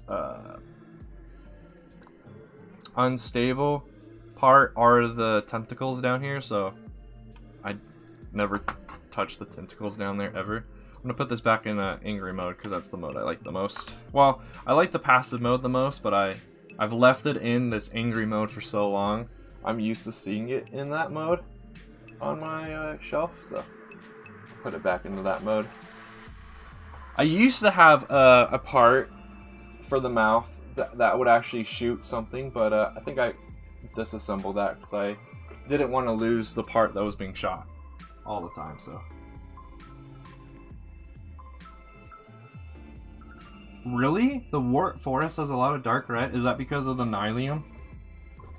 And just the Netherrack? Because the Wart Forest is the Enderman.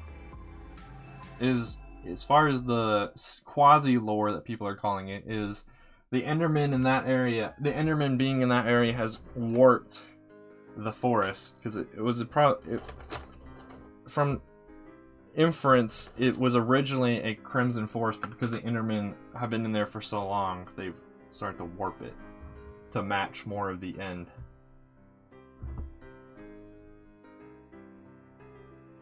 But yeah, always getting more dark red parts is good. I'm gonna put these Technic balls that I get into that container. That way they don't get lost. I know it's not in the set, but I'm talking about in-game. In-game, the Endermen spawn in that biome. More commonly than they do anywhere else. It used to be the case before the Nether update that Endermen would just spawn everywhere because there's only the one biome, but with the Nether update, they spawn more commonly in the Wart Forest, but they can still, I think they can still spawn in the Nether Wastes, which is the new name for the original Nether biome. They can still spawn there, but at a much decreased rate. I mean, Minecraft has lore, but not really. There's enough there that if you wanted to, you could piece together a story, but it's also open-ended enough to where you can still do whatever you want. Which is what the developers want for the game, is what they've said, is they don't want to bog you down from your creativity from having actual lore. So there's enough there that if you wanted to, you can expand upon it, make a really cool story, or you can just go do your own thing. That way it's still just an open-ended sandbox game where you can literally do anything you want, and if you can't do it in vanilla, you can always do it in modded. And then if you can't do it in modded, you just have to make your own mod and learn some Java programming. And then you can literally do whatever you want. It's fun. That's one of the reasons why I got sparked into wanting to do computer science, because I wanted to mod Minecraft.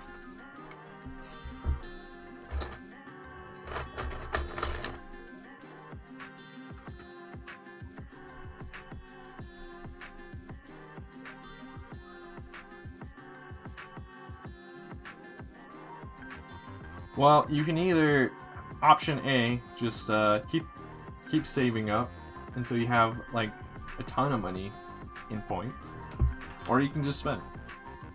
I, being a Lego Star Wars guy first, would use those points for Lego Star Wars, but I mean, it's whatever you want.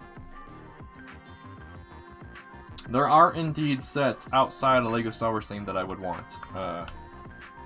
Indiana Jones sets, for instance, I definitely want, but I never had the money because I was always spending on Star Wars.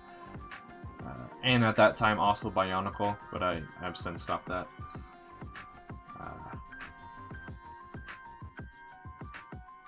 Castle stuff, space stuff.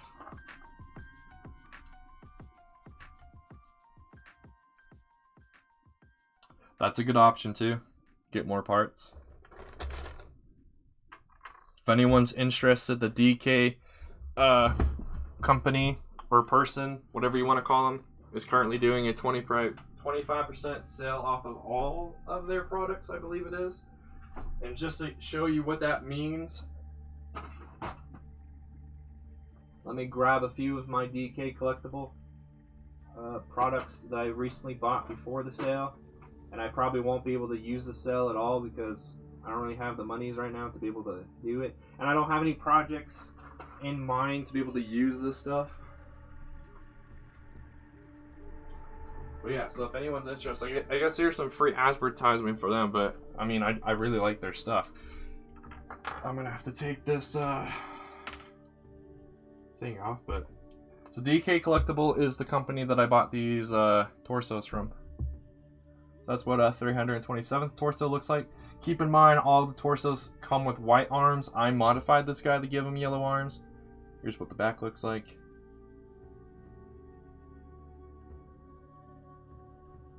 The printing matches pretty well with 2013 realistic style clones. Here's what a 4/22 clone looks like. The helmets are from CAC, but yeah, the bodies, the torsos are from DK Collectibles. Here's the Shock Trooper. Will be the last one I showcase, because I've done this before. If you guys were at my last stream, I showcased these as well. The Shock Trooper is interesting because it has a different grenade on his belt, which is interesting.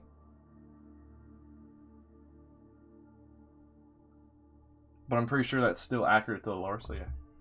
I'll just put these guys off here, off to the side. The 327th, I have a few of these hard plastic pauldrons from back in the day still, and I actually prefer them over the cloth ones, at least for pauldrons. When it comes to the commas, I do prefer cloth because that means you can actually have the figure move his legs. But I like the hard plastic commas more. They're more. They fill out the Clone Trooper more like they should than the cloth ones I've seen. But yeah, in case anyone's wanting some custom clones that match the 2013 Lego style, DK Collectibles makes some good torsos in that style. They don't make a lot at the moment. They only do 501st, Shock, 212th, 327th, 422nd, and then a few alternate colors for the 501st currently. They have, as far as I can tell, they have plans to make more. I hope they make more of the different clone troopers, like those 41st clones we see briefly in episode 3 that have gray markings instead of their green. I think that'd be really cool. I do hope they eventually make legs to match their torsos. Right now they don't. They just sell blank black white legs with black hips. But I hope they make custom printed legs eventually. If they, I don't think they will anytime soon though, so what I'm gonna have to do is probably buy some decaled legs for those clones and my animated clones, which definitely racks up the price for each clone trooper, but they will roughly end up probably being about the same cost as just a full CSE fig, but they will match what I'm trying to do with my collection.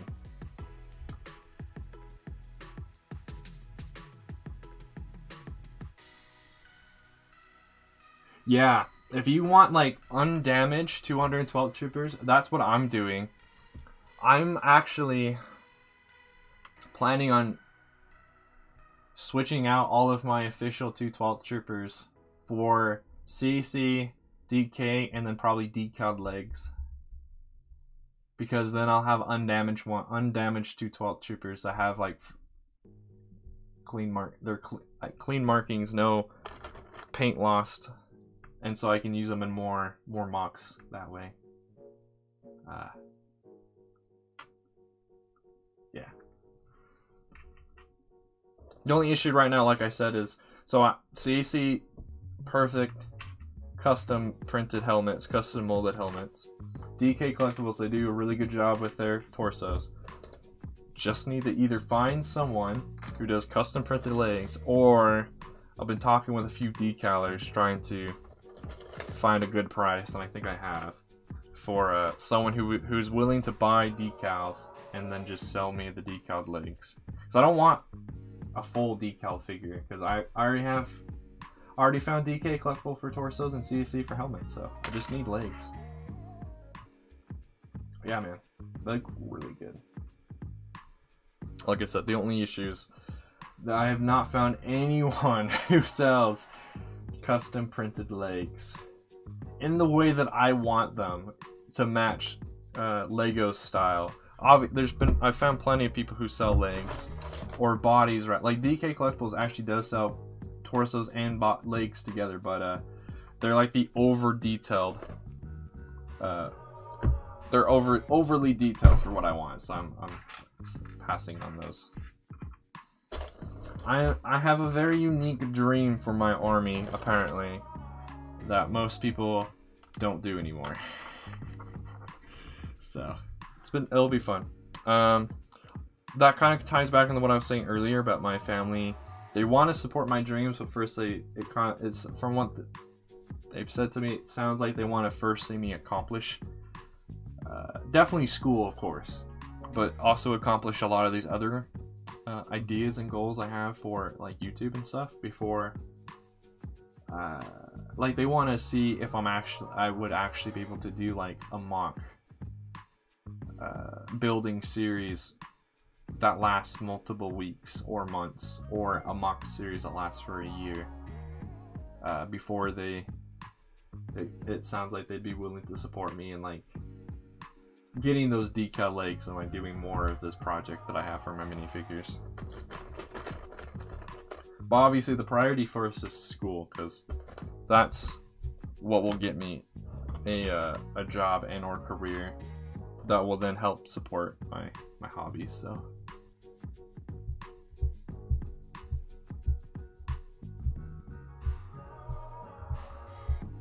all P2 clones have CC helmets? I mean, yes, in that way it will. If you just buy one of every RP2 helmet from CAC, then you could do it that way and slowly just upgrade all of them one clone at a time. Then again, it just depends. It's like, I think Coconut mentioned on one of his streams, it's like, and I know Life Brick Studios has as well, that just depends on how much money. If you have tons of money, you could do amazing things with Lego. It's just the fact that we have a hobby that requires physical objects. Or to have physical objects, you need to have money to buy physical objects. Whereas like Minecraft and Terraria, you buy the game once and you have unlimited possibilities to do whatever you want now that you just bought the game. But with Lego, you always gotta, you sometimes need to keep buying new parts, new products, and things like that.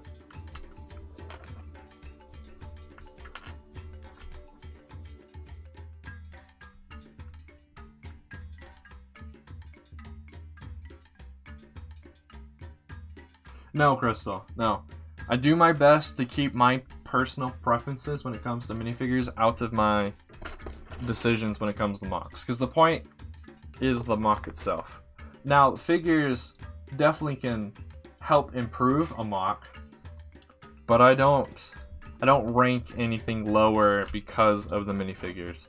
I might make a comment when I discuss about like the videos, like I would prefer to have seen such blank and blank, such and such or blank, but that won't actually like be a negative towards the mock. It's just me sharing my own criticism, my own personal criticism. Hope that made sense.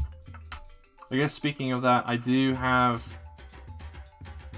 most of my thoughts written down for the the winner video for my mock contest for 200 subscribers. I just haven't gone around to actually filming it yet.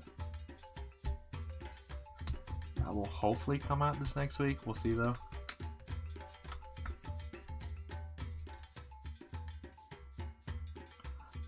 I can somewhat confirm that because CAC has released helmets, there will be at some time full 13th Battalion Troopers.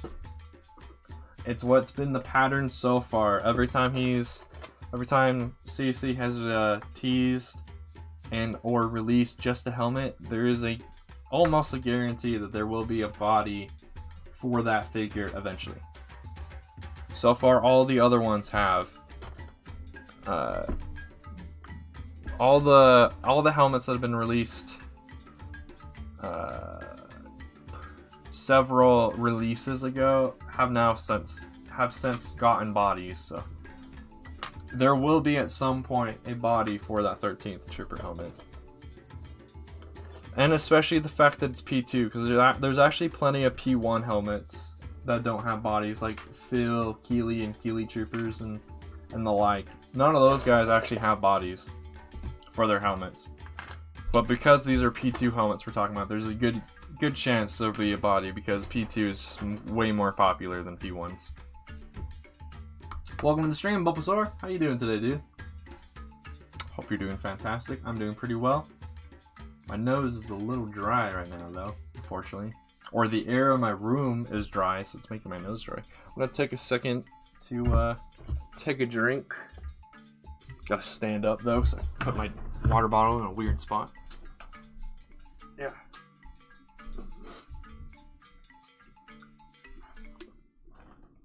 There we go. We're currently sorting out some Technic stuff.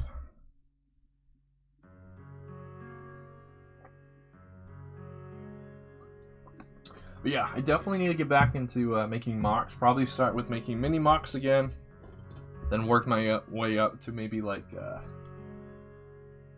green base plate size mocks, and then work my way up to large gray base plate mocks, and then work my way up to multiple large gray base, multiple large gray base plate mocks.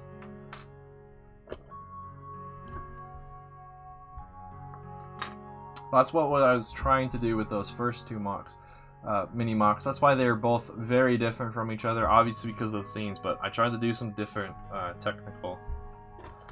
So I do a few different, I guess you could call them techniques. Like the Cantina band mock, I had to build that inner dome for the inside of the room. That was difficult, but I somehow figured out a good way of doing it. And then the bridge mock, which really wasn't supposed to be your Bonda, but I can see why a lot of people think it is. I just wanted to test out Greebling, really, and showcasing my opinion on how many figures a mini mock should have. Because I know a lot of people had... a lot of people disagreed with me with the amount of minifigures I had on both of those mocks, but then once I told them the story, or the lore that I had behind my mock, it made a lot more sense. Except for the droid one. The Cantina band one, it made more sense because I wanted to have the entire band. The entire band is 7 bits. I have 7 bits.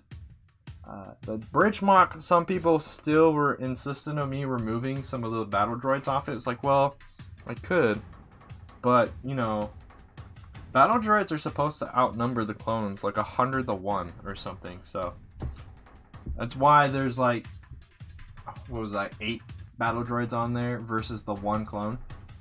The point was to showcase that, yes, that clone was in a very dangerous and precarious situation where he's most likely going to die. But yeah. No problem, Bulbasaur. You just got the new shuttle? Nice. Have you been able to sit down and build it yet?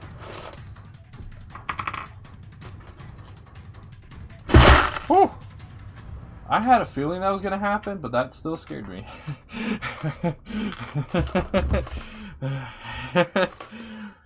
I spooked myself. Let me know, chat, if you can see me putting parts in their own pile, even though I made a pile elsewhere. I've noticed I did that a few times already. I started making new piles for parts that should be right next to each other. You built it immediately? Nice. That's always the fun thing. When you get a new set, you have the time to just sit down and build it right away. Then the sad part is when you're done building it, now you have nothing else to build. That's why I really do like mock building, because when you become a mock builder, you always have something to do. Now that in itself can also be a negative as well, because then you're always like, I always have something to do, and you might want to take a break, but then your mind's like, no, you got something else you gotta do. You gotta do this, and this, and this. And it's like, it's overwhelming. But I don't know, I like being busy. Busy is nice. I don't do a great job with downtime. I usually underutilize my downtime and end up usually just doing nothing, which is bad. For me, at least. It's bad for me when I'm just doing nothing, so. I prefer to be busy. Welcome to the stream, KB. How you doing today, dude? As you can see, we're just sorting out some technical parts. And chatting. How is the chin, if you're still here, Bulbasaur, how's the chin of the new shuttle? I heard people were criticizing that the most of the new build. Other than it's smaller, that was the thing I heard the most amount of criticism about, so. Getting some homework done, nice.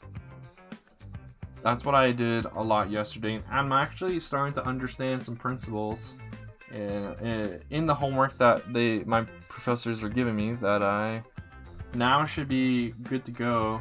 After, of course, I do some more examples and drill it into my head even more. Should be good to go for my exam on this next Friday, which I'm super excited for. One class, because of the book we're reading Dante's Inferno, which is all about a dude going through hell and seeing the different ways people are punished for their sins and whatnot. The class is having us do a writing assignment where we can create our own hell, and I'm actually super excited for that because that goes into my love for storytelling, my story making. I really do like making stories, so I'm super excited for when I sit down and write that. I don't have any ideas quite yet, but I have a few like faint ideas about like maybe some of the ways the punishments are done. But other than that, I need to just sit down and actually start writing. Then that's when my ideas start flowing.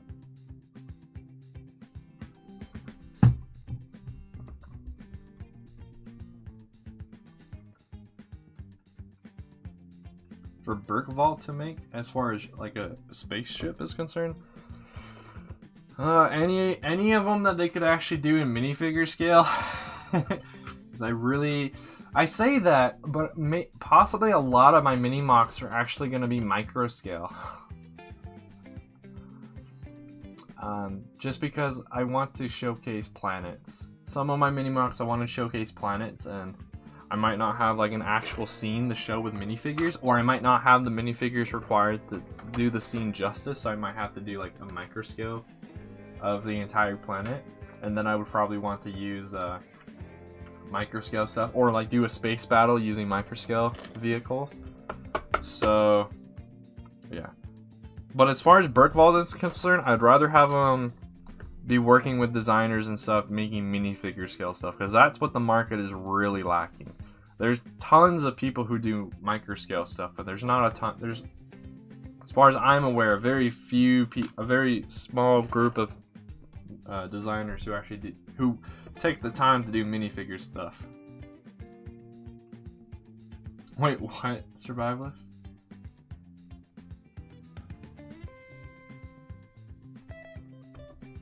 Okay, so as long as you're basically looking at it not head on, it looks fine. So from every other angle, just not straight on. Okay. All right, Crystal. See you later. Have a great rest of your day. Again. I swear I put this part into a pile, but I guess not.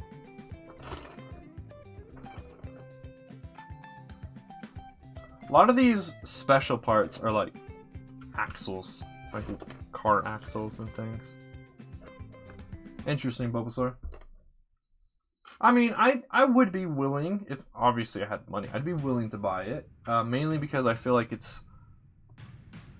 Well, first of all, answer me this. Those of you who have seen all of Star Wars Rebels, are there Lambda class shuttles in the show?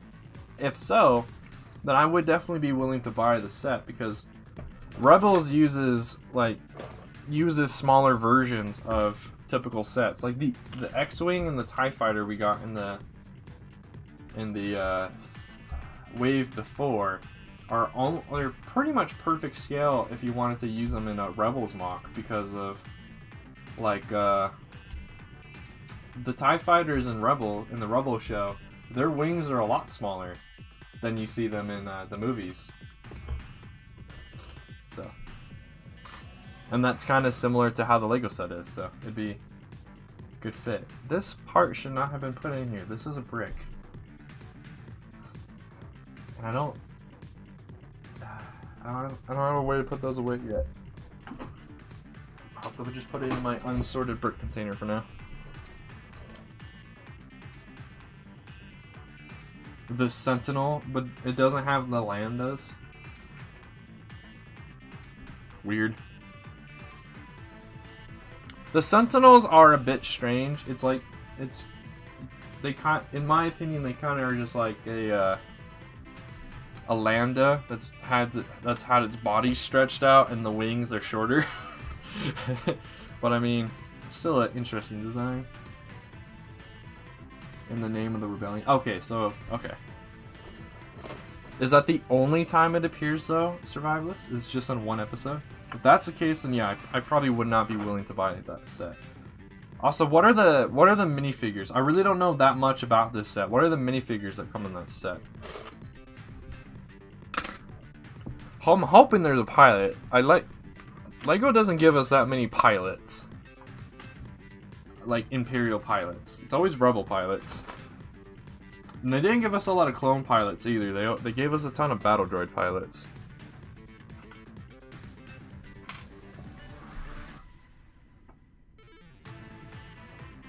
Shuttle pilot, Vader, and Episode 6 Luke. Oh, okay. Not bad then.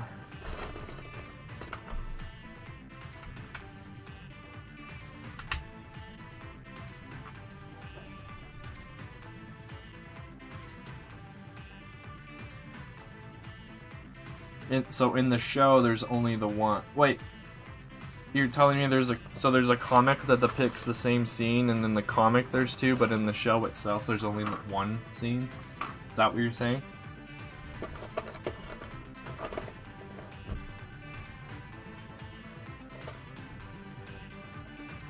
Was there any Delta class shuttles seen in Rebels? The shuttle that Director Krennic uses, or no? Hello, random person trying to call me. I'm trying to stream now, so if you could like politely go away, that'd be fantastic. Nice. There were no Delta class. That makes sense. If I remember right, the lore behind the Delta class is Director Krennic's like the only one who actually used it, because it was a prototype that he just fell in love with, and it was never put into production. It just stayed as a prototype. Again, chat, let me know if I'm putting parts, if I'm making new piles of parts for parts that should be in an already existing pile. I do that somewhat frequently, especially when I'm doing this on my own.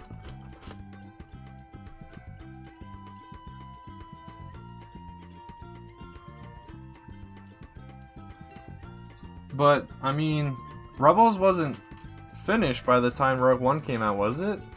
Rogue One came out in 2016, Rebels started in 2014, didn't it? So, when did Rebels end? What year did Rebels end?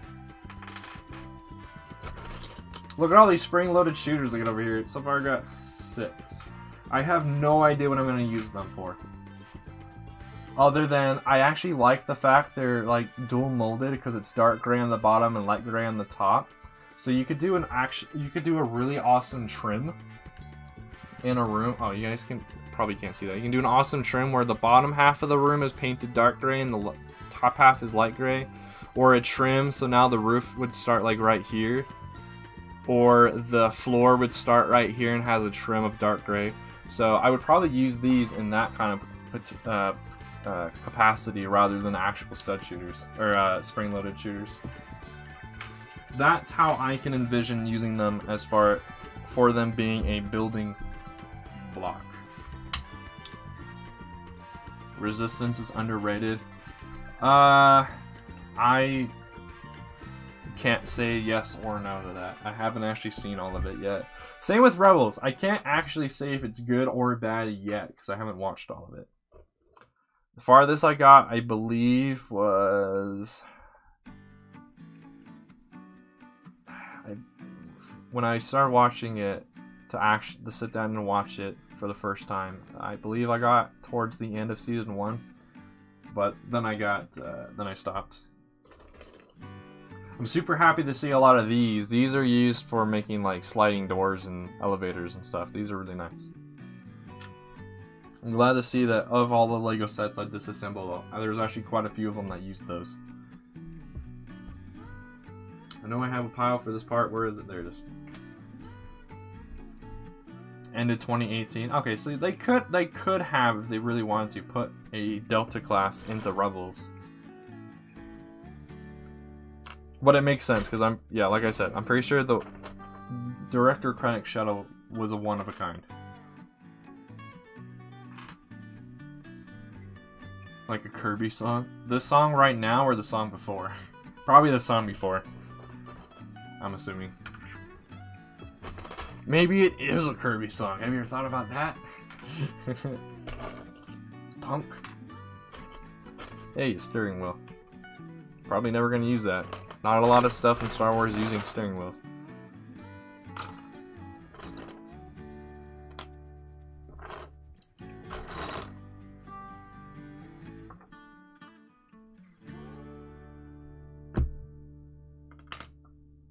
Welcome to the stream, Han Shot first. Isn't that good? Season 2 through 4 are amazing. When it's good, but it's pretty bad when it's not good.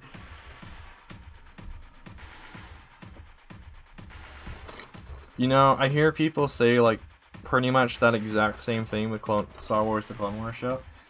I hear a lot of people really dislike season 1, but as soon as they're past season 1 they like it, and then they say the same thing. When it's good, it's good. When it's bad, it's bad. It's like, okay, that's like the most generalized opinion you could probably have, in my opinion, because yeah, when something's good, it's good. When something's bad, it's bad. But how about overall? But I don't know.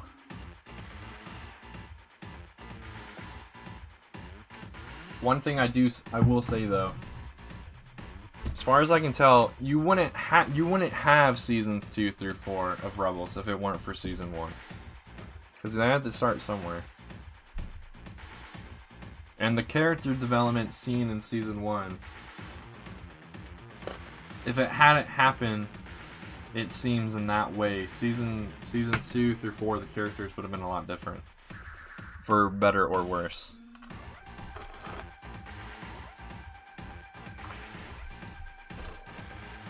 I will say though, some of the plot lines that I've seen so far in season 1, you can tell that the show, for some of the plot lines and some of the story, and well, some of the plot lines / story and some of the episodes, you can tell the show was definitely had the intentions of being for kids. Like that was their primary audience, is for kids, just like the Clone Wars show is. But primary target audience was for children between certain ages, of course, but you know, it's Star Wars, so it's actually meant for everyone. But you can tell they had a specific audience in mind, but then they also, you know, wrote it in such a way that everyone can enjoy it. Alright, see you, Bulbasaur.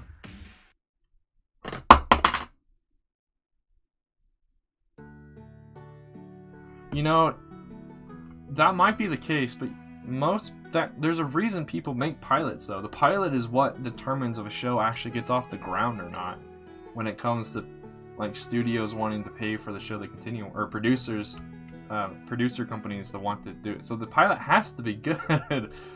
It might not be great when you reflect back on it from the stuff you've seen, but you got to keep in mind, someone who was put in charge of having those shows become a thing had to think the pilot was good in order for the show to actually happen. That's the case for many. That might not be the case for Star Wars though. Other series and franchises, that was the case. People had to actually like the first episode, the pilot, in order for it to get off the ground.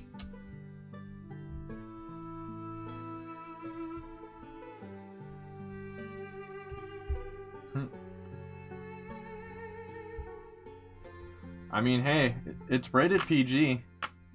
All you need is parental... What is it? Parental consent, and children can watch it. All you need is your parents' permission. Now, if it were G, then it would mean it was clearly made for kids. You don't even have to ask your parents to watch G shows. You can just do it. Most people don't make G stuff. I don't remember the last time I've seen a G-rated movie. It's been years. Most stuff is either between the ranges of PG, PG-13, and R. Those are the... from what I can tell, those are the ranges where the companies can make the most amount of money. The film studios can make the most amount of money out of those three ranges, or a combination of the three. Plus, it has to do with like the plot. Like George Lucas made Star Wars. George Lucas had in mind for all ages to be able to watch Star Wars. That's why in the original 6 films, or in the 6 films by Lucas, only one of them is actually PG-13. Whereas I think all 3 sequels are PG-13. The first PG-13 Star Wars film was Episode 3. All the other ones are PG. And then I'm pretty sure Clone Wars show, all of it is PG. Rated PG. And I think Rebels has a few episodes that are rated PG-13, but I think overall the entire show is rated PG. I mean, that kind of tells you too, though, Survivalists, that maybe they need to restructure what PG actually means. Because yes, the Clone Wars show has a lot of dark themes in it, especially when you get to seasons 3 through 7. Or rather, 4 through 7, I should say. When we start getting towards the end of the war. When everything gets a lot darker. And I mean, throughout the show, we see clones dying all the freaking time. We see Jedi getting killed. But I mean, because there's no blood and no gore, it's a lot more friendly. They have more friendly deaths because there's no gore.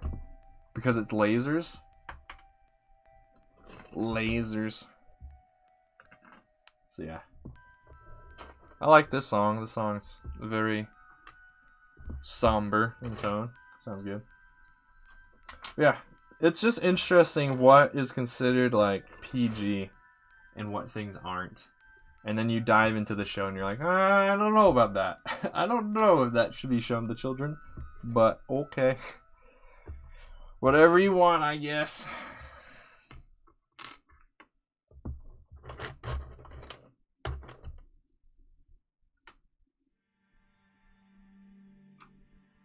I know, like, when I was a kid and I went to sleep over at my friend's house, there were a few times we'd stay up and watch James Bond movies from the 80s, which in the 80s those were rated PG, but yeah, those are definitely not rated PG now. But yeah, so that, I mean, that was both on us and his parents for letting us watch that stuff, but yeah, mainly, I would say mainly on the parents though, because they're the ones who let us watch that stuff. Because, you know, kids, sometimes they don't make the greatest decisions. Even if you give them all of the precautions in the world, they still make dumb decisions. Just like anyone. We all still make dumb decisions at times. But at least in that scenario, the parents could have stopped us from watching that stuff. That was not appropriate for us and could have had us watch something else. Like Indiana Jones. Watch people's faces get melted off by the power of God. Ah, good stuff. No problem, Ugly. Welcome to the stream. Just glad you're here now. How you doing today? Right now we're just been talking about Star Wars and movie ratings, and how sometimes movie ratings are very deceiving.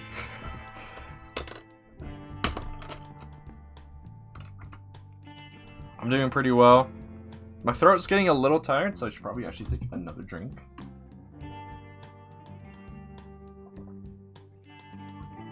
Yeah. it's been doing pretty good. I actually woke up early enough today to have a breakfast, so I'm not like starving like I sometimes am during these streams. So that's a bonus. Yeah. Now that WandaVision's over, though, I don't have a show to be excited for every Friday until Bad Batch in May. So I have 2 months. I got 2 months. I gotta survive until I can see the Bad Batch stuff. I'm super excited for that. I'm thinking a lot of the Lego Star Wars content I will be trying to make will be based off of that show. One, because it'll be popular, and so therefore my stuff will be popular. And two, it'll just be the stuff that's on my mind, so it'll be a win-win situation. Maybe.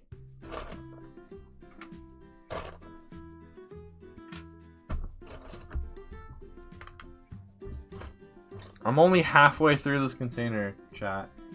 I'm only halfway through this container. Look at all this. Look at all these unique piles. No wonder I put this stuff off to the side for so long.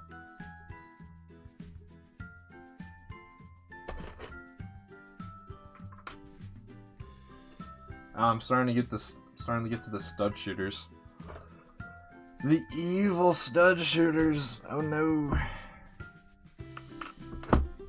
I say that mainly because of the two new play features of the stud shooters and the spring-loaded shooters. I feel you can do a lot more with the spring-loaded shooters than you can with the stud shooters. I mentioned earlier, but you can do some cool cool wall designs because of the fact that it's both dark gray and light gray. Whereas the stud shooters, depending on which one, this is the one that has the plate attached to it. You can do some stuff with this. The minifigure, the stud shooter with the clip or with a handle for minifigures rather than these plated ones. I feel like those are a lot harder to utilize in cool ways. In order to use them, you have to utilize them in a weird or cool way in order for them to actually like work.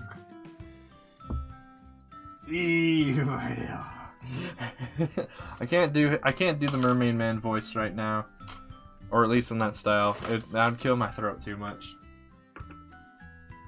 and my throat's still a bit too dry to do it. Yeah, working on any cool projects right now, Ugly? With your stop motions and whatnot? Hey, piece that shouldn't be in here. Nice.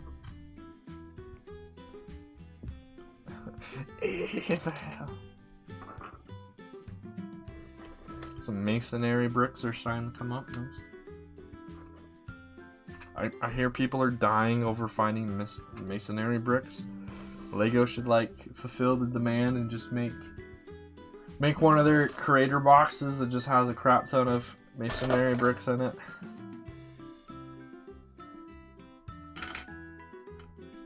And fulfilled the demand of all of us Lego Star Wars fans, and just give us more Clone Wars stuff. Come on, Lego. Think of all the money you can make. Just fulfill our demands. You'd be even richer than you are now.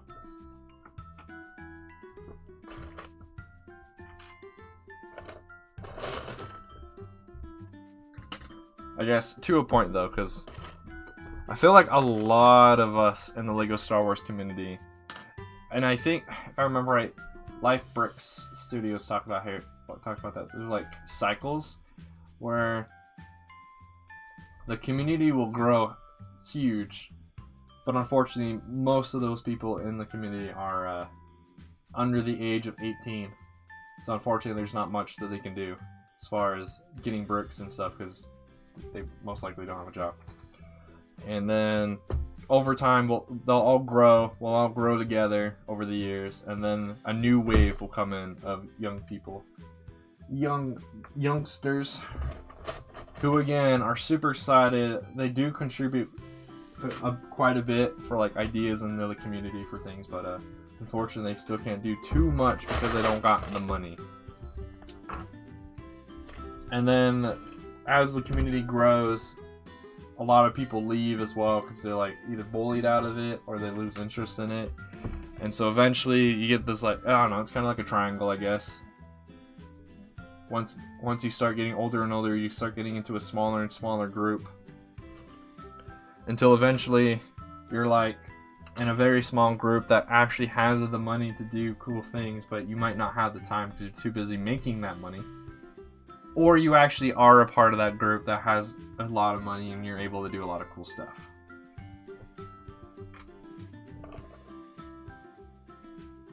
But then again, this is also a hobby that you don't have to have a lot of money to do cool stuff. You just have to have, like, I would say a decent amount of bricks, and you can still do a ton of cool stuff. You might get passed over, though, which is unfortunate for someone who makes like a 24 large grade base plate mock, whereas you maybe made a mini mock, but you could have way more technical prowess and a lot more technical design in your mini mock than that person has in their mega mock or whatever. And the only difference is maybe because you're less known and whatnot. So it's just an interesting fact of this community, especially with it being on YouTube mostly. Or it's on like pretty much every social media platform, but trying to do it on YouTube, it's very interesting because, yeah.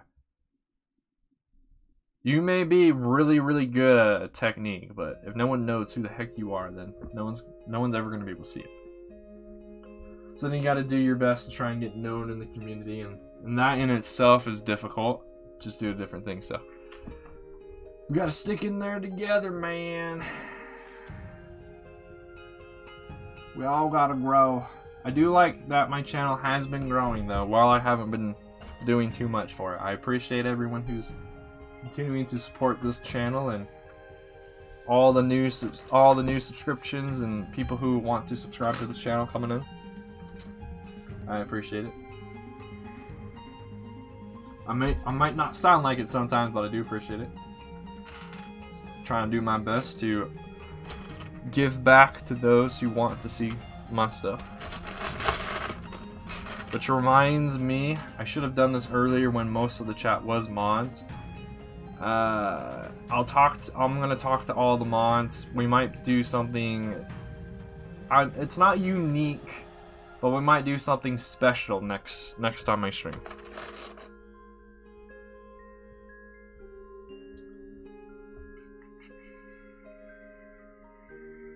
I'm pretty sure I put one of these springed parts down here already, but I guess not. Okay.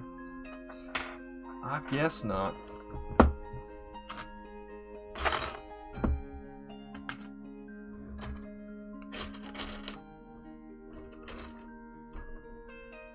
This part should be in here.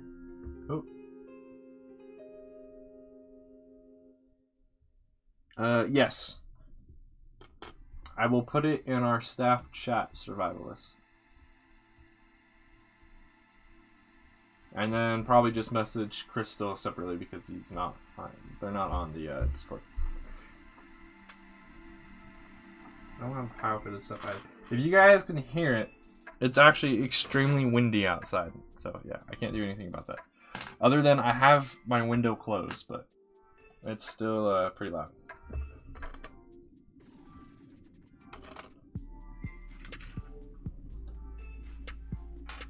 It's usually the parts that are right here in front of the box. I like forget that they're there, and I'll end up making a new pile for those parts, even though I already have a pile for them. So yeah, I'll occasionally lean over and make sure I'm not making new piles for stuff.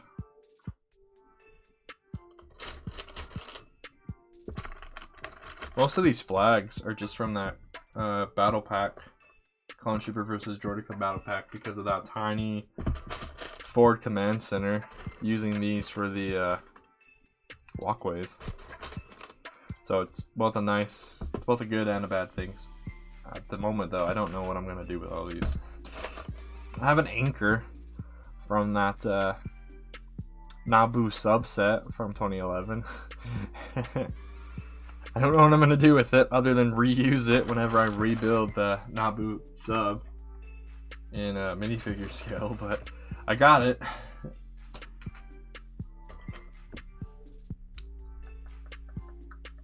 I know this part's out here somewhere, but where? There it is. It's where I first glanced, but I didn't glance in the right spot.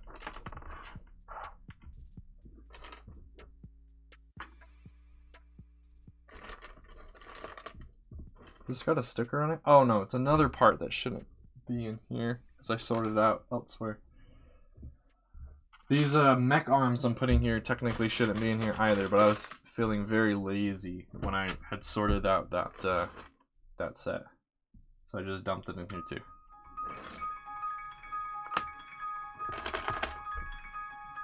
Anyone in chat working on anything cool or exciting right now? As you can tell, I'm doing something very riveting. Very exciting. Very technical. Yeah, what are you guys working on?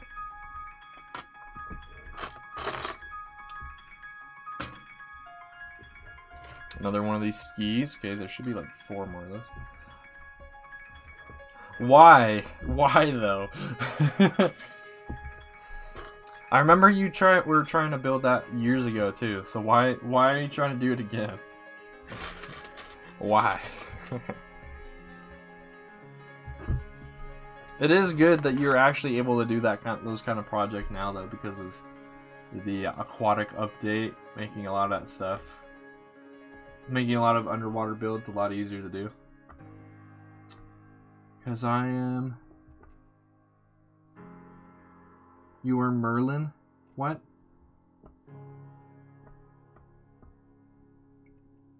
You didn't get the notification? Dang, YouTube. I did post it in a bunch of Discord. Oh, thanks for popping in now, Spartan. Always glad to see you. How are you doing today?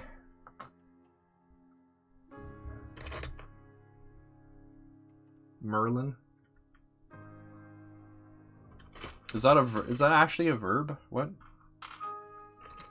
You're just saying you're a merman? Merman must live underwater. Someone glad to see me? Ah! Yes.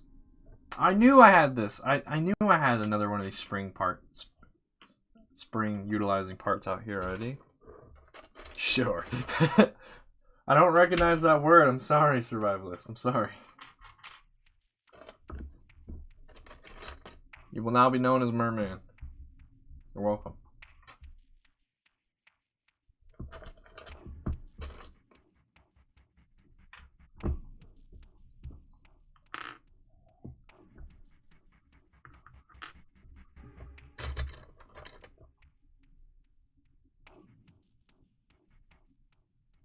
Merman.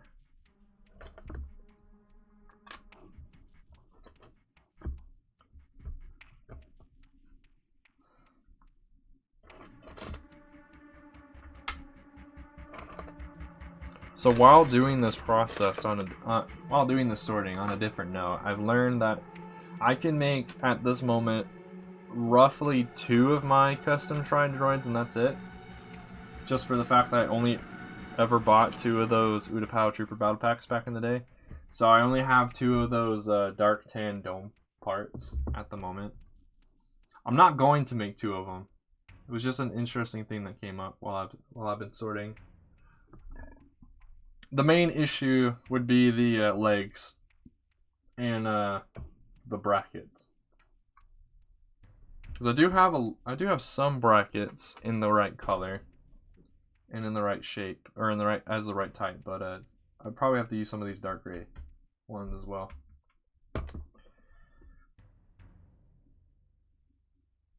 It's too intense for your present mood.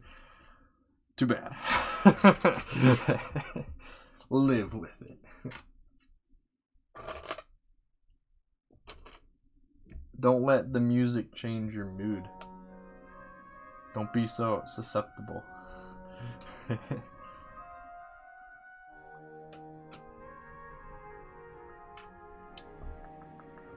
We are definitely starting to get to the bottom of this container, which is nice. A while ago, we were still only halfway, so. No problem, Spartan. See you later, dude. Thanks for popping in. Yeah, there it is. There's a pile for that stuff. I'm almost to the point where I should probably start looking for specific parts in here to build up these piles, but almost. I'm almost there. Alright, let's see if I can get this brick off of this without breaking it. Got it. And okay, good. Nothing broken. Because sometimes instead of using a full circle brick on these kind of like turntable parts, maybe I want to use a plate. Okay, now where's my pile for that? Okay, it's over there.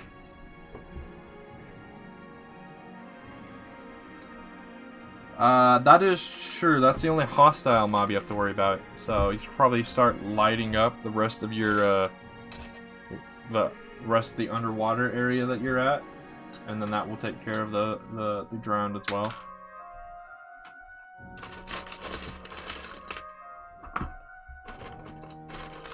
Or you could always just have it be the lore of Kenny Bottom and keep getting attacked by drowned. The lore. Always think of the lore. False alarm. Welcome back then.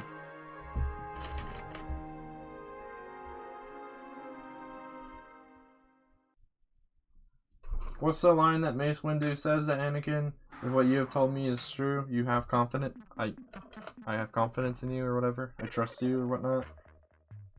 I don't remember what the line is. Don't say bye to me. Where's the... I know I have a pile for this part. Where the heck is it? This is an interesting song. What the heck? I guess I don't have a pile for this. Okay, I'll just put it right here. This sounds like this song would belong in Portal.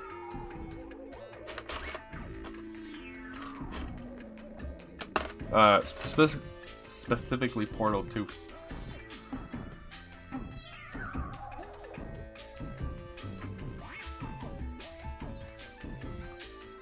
Welcome to the stream, GM. I'm glad you're excited for the stream. How are you doing today? Gino, your Geonos, I was about to say UNGs, but I should just say GM. Your Geonosis mock is coming out really good.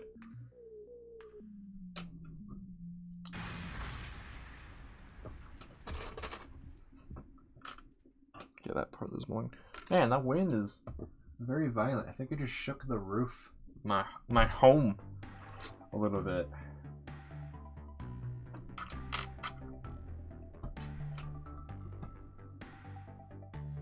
Nice.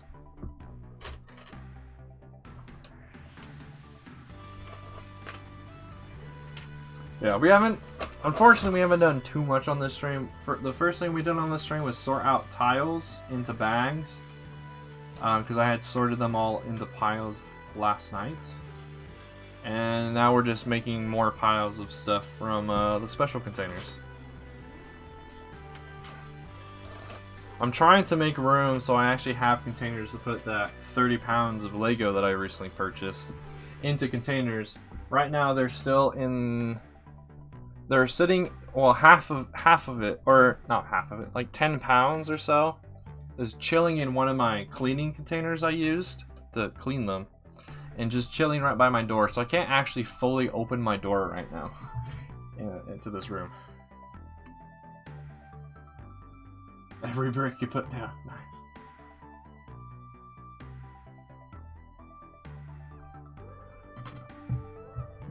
Is that, I haven't been able to catch a few of the streams recently, but are you using, is it dark tan in combination with dark orange for the mock, and the dark tan is being used for like pathways and stuff?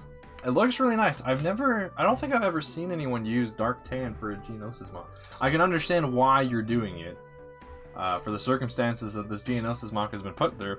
But it looks really cool. I would never have thought to have used dark tan. Would have thought to have used like browns, but I like the dark tan. Window. I'm pretty sure I put this window down before. This window, if you're wondering, came from that 2011 Battle Droid Chirp Transport set. So I have 4 of them. Just 4 random, like, church-looking windows that I don't know what to do with because I don't have like the little part you put inside for the actual window. Oh, this part belongs over here too. Do I have other piles like that I need to condense? I don't think so. Okay, there's one over here that should be over here. But I think that's it. I think I've been doing okay with keeping my piles together. Not all over the place.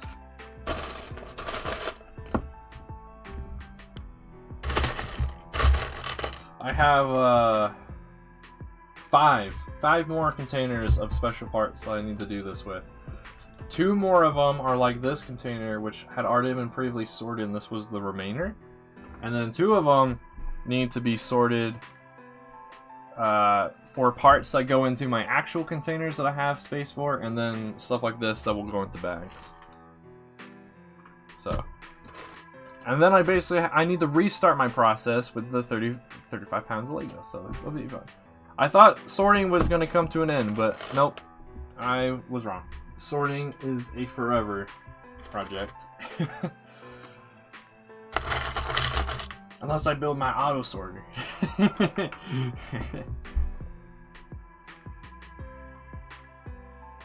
Oh, it's nougat? Oh, okay. I thought it was dark tan, but yeah, nougat would work pretty well too. I didn't know there was that many parts in nougat as well. What a weird word as well, nougat. Reminds me, it makes me think of a candy. Yeah, I am running out of space. I know I have this part out here somewhere. Or not. Oh, okay. Guess I'll just put it right here.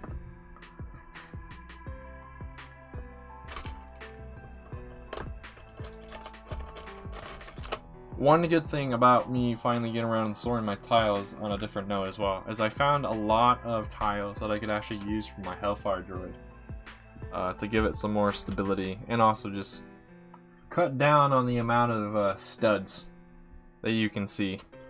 Make it look a little bit more smooth, but mainly so it has more stability to it. I might have to tweak how the wheels and the body are connected to each other again just a little bit, because it's still very shaky anytime you move it.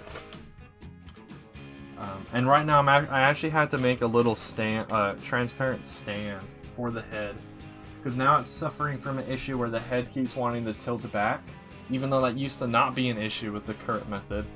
It now is.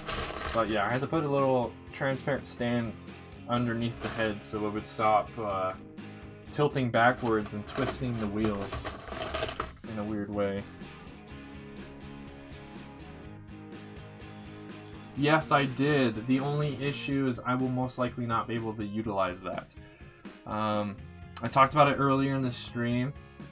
After talking it with my parents, who were the ones mainly financing my Lego hobby and stuff.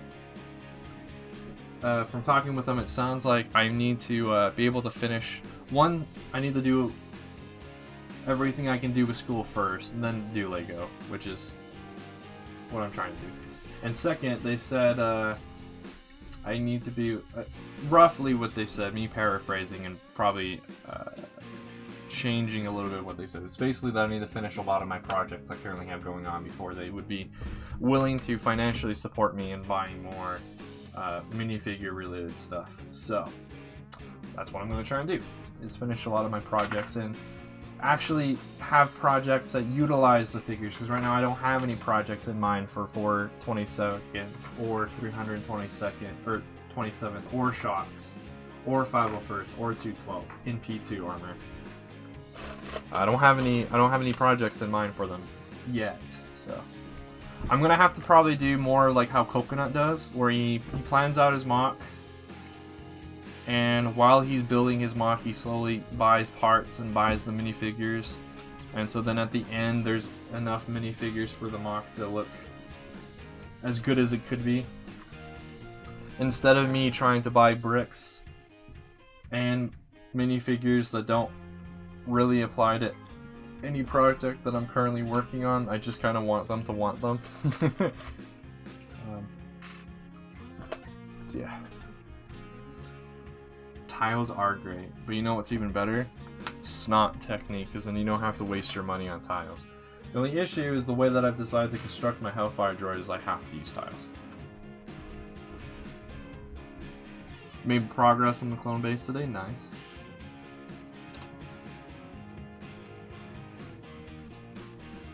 Yeah, I have a little bit of catching up I need to do.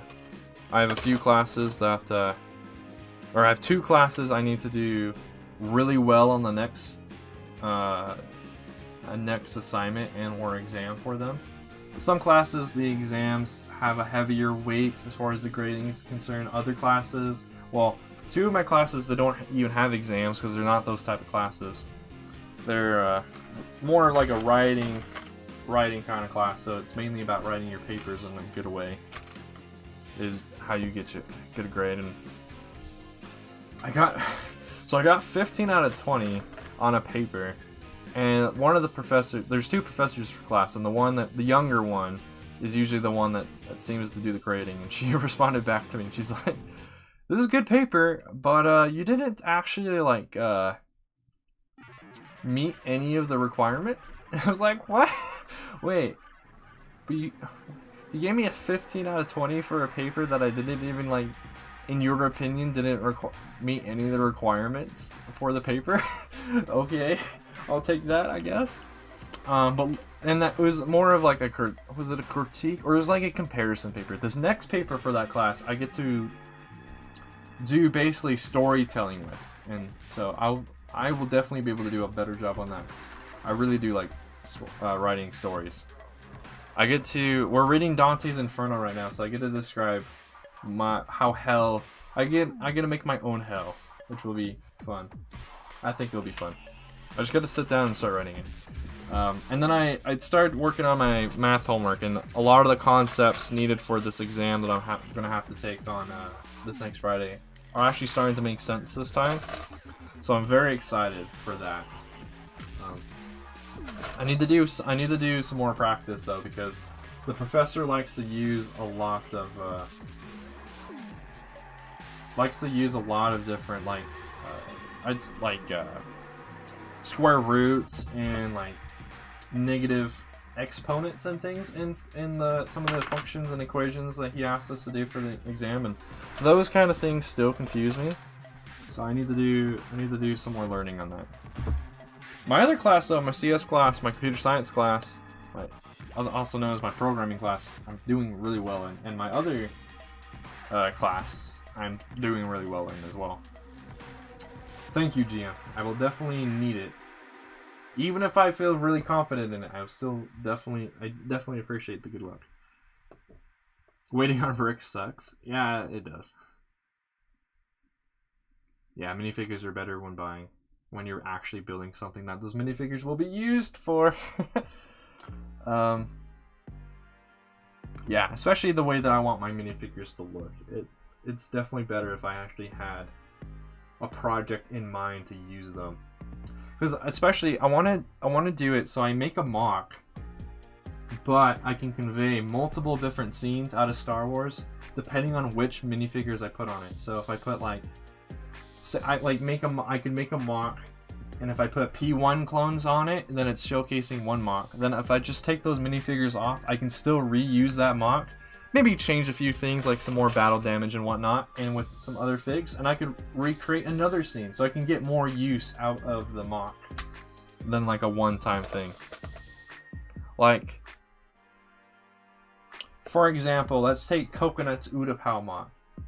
If he puts a bunch of 2/12th troopers down and a bunch of battle droids everywhere, he would be doing the Battle of Utapau during episode 3. However, if he tweaked the minifigure selection a little bit and made a giant Kyber crystal, he could do the Kyber crystal crisis from those unfinished episodes, season 7 Clone Wars show episodes that are those are still considered canon. Those are still part of the storyline for the Clone Wars. So he could get more. I guess another way of looking at it, he could get more content out of the one mock just by switching up the minifigures and changing the scene just a little bit, rather than scrapping the entire thing after doing one particular scene out of the lore.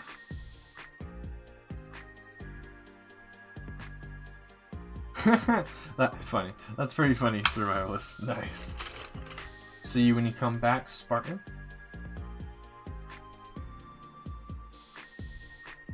Are you waiting on Bricklink orders, GM? Or are you waiting on Pick a Brick Wall orders?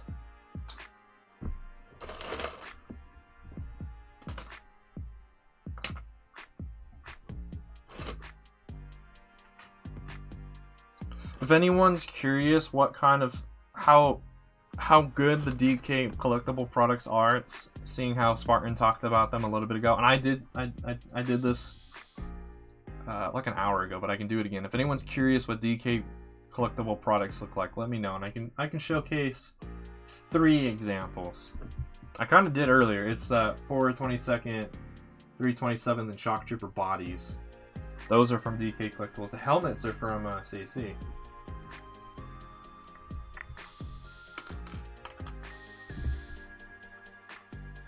Bricklink indeed, yeah. I'm still waiting for that store that didn't send me some parts that I bought from them. I don't know if I actually bought them or they're waiting to get those parts to then charge me for them. But last time I contacted them, they told me they're moving into a bigger space, so I should probably reach out to them again. It's definitely been a few weeks, I'm pretty sure. I need to reach out to them.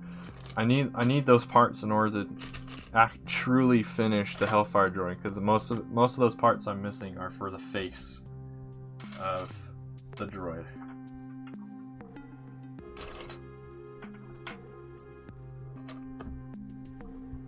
Got a lot of colorful chairs in this container of stuff. Got reds, yellows, blacks, whites. I think I put a blue chair over there. Thought I did. There's a blue chair in here somewhere, because some Lego sets had some Lego Star Wars sets had blue chairs in them. Where did I put this? Oh, it's over here. Okay.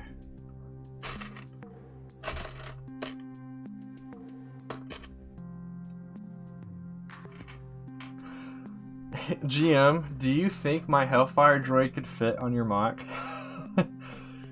Is my Hellfire droid too big to fit on your mock?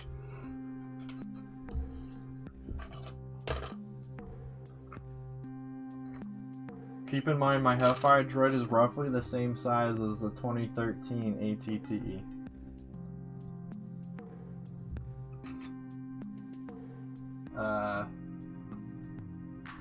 If you take the length of the ATTE, that would be the width of the Hellfire droid.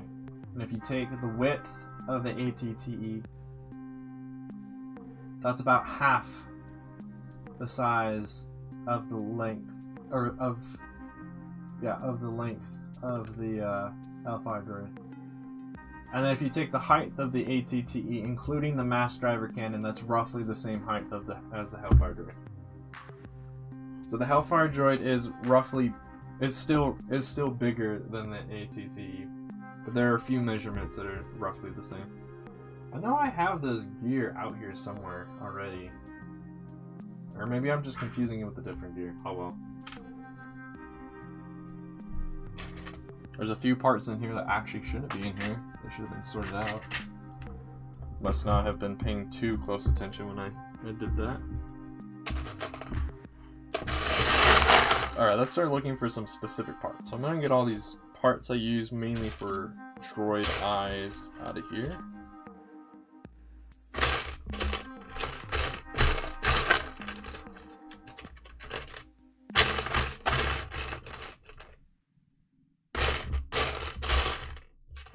If anyone's joined the Discord server, thank you.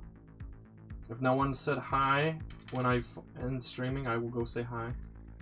Okay, that might have been a mistake to grab these ones because I don't really have a good spot to put them. What? I've committed to it, so I must finish.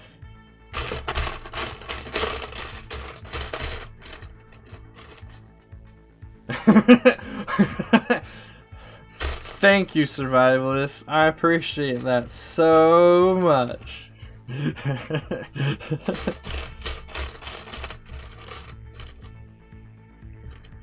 If no one understands why I'm laughing, Survivalist has been a member on the Discord server since its pretty much its initial inception. I met people who joined today, Survivalist. You're crazy. Crazy kid. Hey, welcome back. Welcome back, Brickflyer. You haven't missed too much other than now my table, instead of being covered in tiles, is now covered in special parts. Technic and a lot of Technic stuff.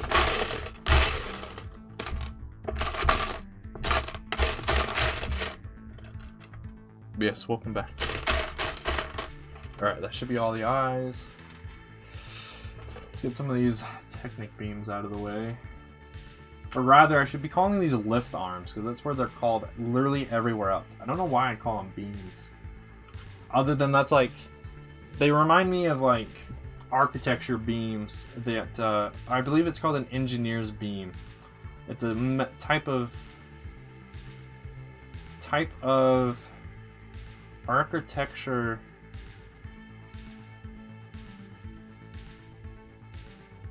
beam, I guess I'll call it, that removes the need of having a load-bearing wall, but it's also quite expensive.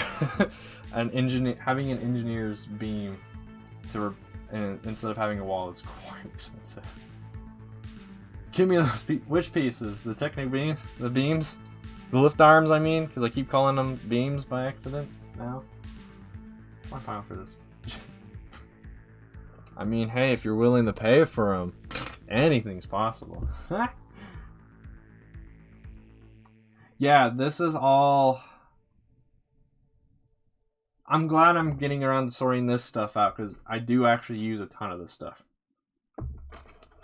It's one of the reasons why it's one reason I've kind of slowed down on making mocks, and I only made those 2 mini mocks. Because a lot of parts I wanted to use were unsorted in these containers, because they were my other Technic parts. So I'm glad to sit down and be able to sort.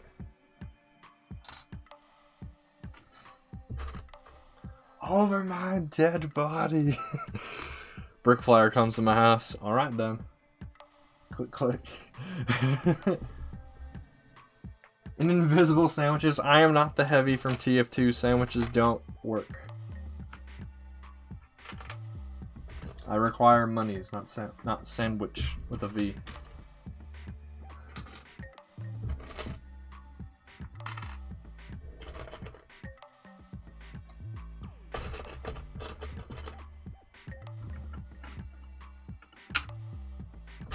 I'll give you my left sock. Can I please buy your UCS Falcon? I swear, I'll give you my left sock.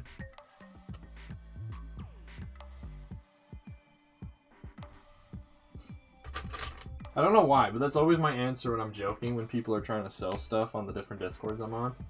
And as long as other people already start joking about what they would pay, I'm always like, I'll give you my left or right sock. I don't know why. I don't know why I chose that object of mine to be the thing I joke about giving people.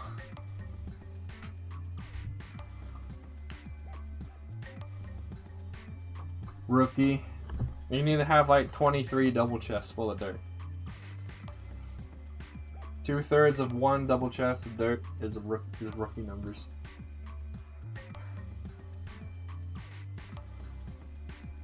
I know I have this part out here somewhere. Okay, my elbow was in the way. I couldn't see the location.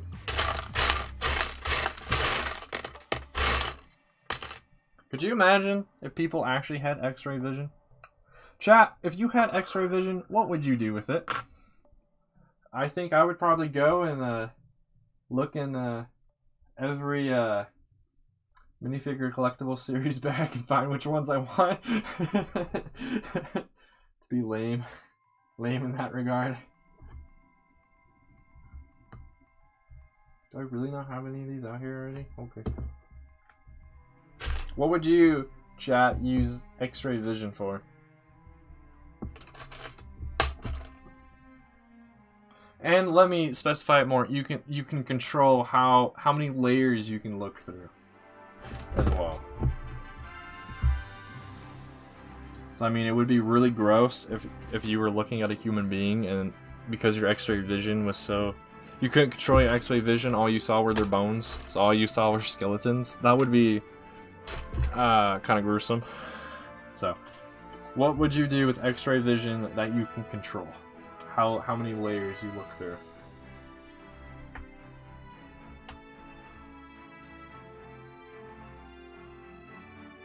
Oh, you have like a data pack on it that makes it so you have to be in water? That's interesting. I thought you were playing... What version of the game are you playing on? Java or Bedrock? Do I not have a pile for these tiny windows? Okay, I'll just put it next to that brown window then. Oh, it's a mod. Okay, so you are on Java. Okay. There might be some add-ons in Bedrock for it. This part right here, you know how long it took me to find this part in Studio?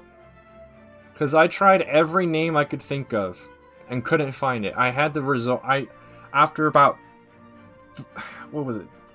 Like 2 hours later, after trying to find this part, I had to just resort to trying to find a Lego Star Wars or just a set in general that I knew had this part to try and figure out what this thing was called.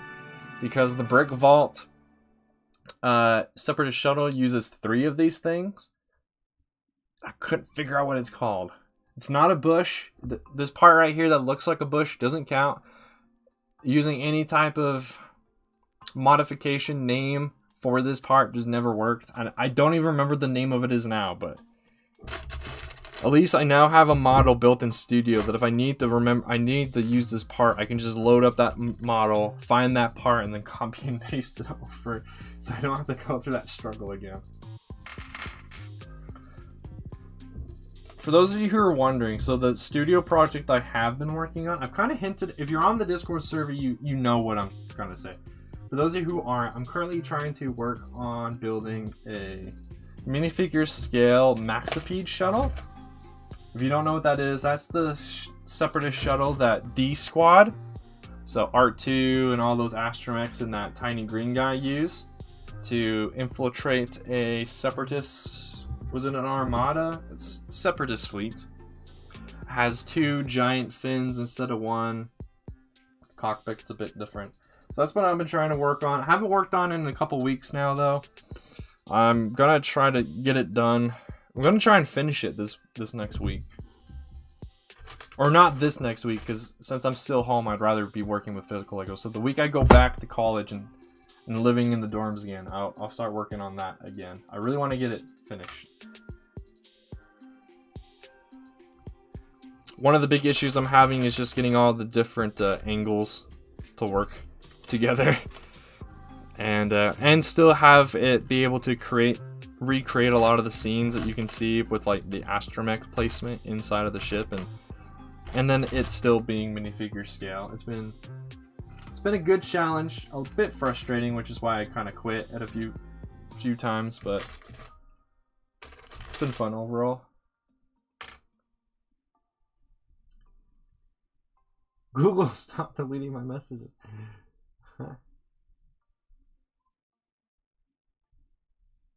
But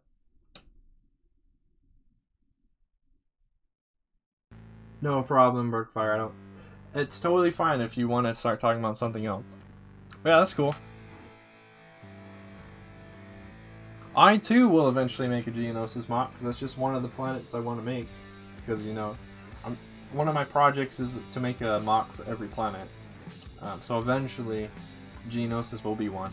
I'm not sure if it'll be a Geonosis mock where I use my giant Hellfire droid for, though. My first Geonosis mock will probably be a mini mock, or between a mini mock and a large gray base plate, and that's it.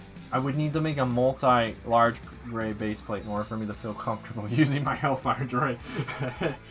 Just because of how big it is. But eventually I want to use my Hellfire droid for a mock. I'll put all that time and effort into it. For sure, you need to use it for something.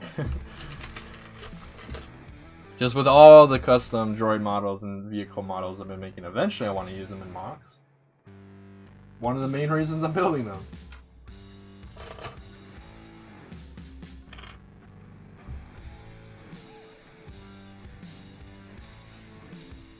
I will say Geonosis seems to be one of those planets that's starting to become overdone.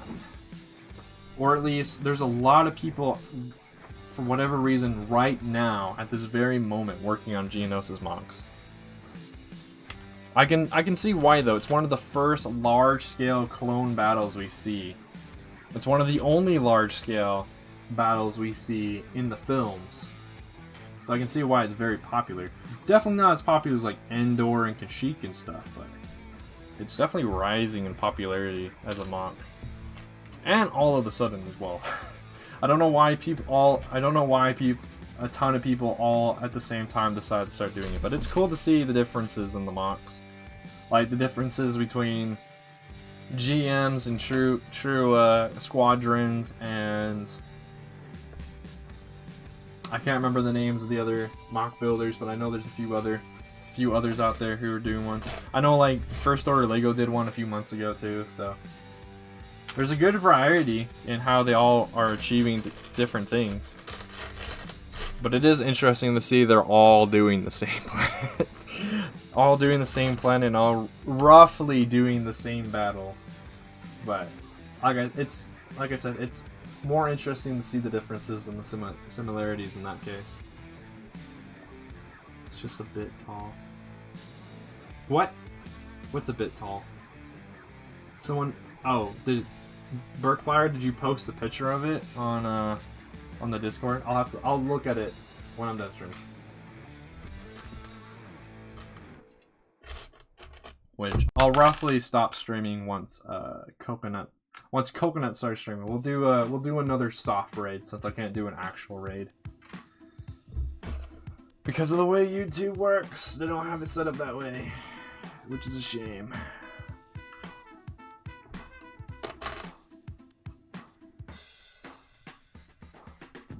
This shouldn't be in here.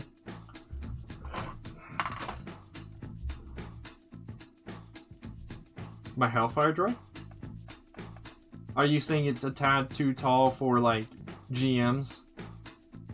Geonosis mock? Yeah, I could see that. It would definitely work. It would actually work on True Squadron's Geonosis mock if you've seen his. My Hellfire droid would roughly work because of just how large True Squadron's mock is. Oh, okay, that makes sense then. Survivalist. I wasn't sure exactly what you were referencing, so it makes sense that was actually a joke.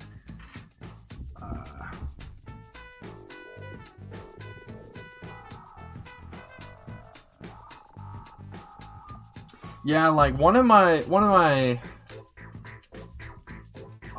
ideas is to do a super detailed like catacombs. I know a lot of people are starting to get into making the catacombs of Geonosis, but so far I haven't seen a really detailed, like, thorough catacomb build. And I don't know which catacombs I would do. I would probably either do the Republic Commando style ones, or do the ones we see in Ahsoka and Barriss Offee walkthrough.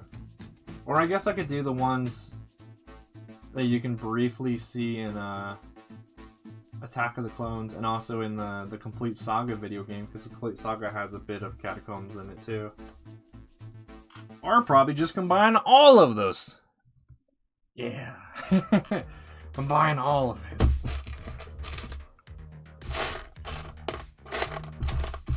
It would definitely make my Geonosis mock maybe one of the taller ones people would see, because I'd make the catacombs and then put the terrain on top of the catacombs.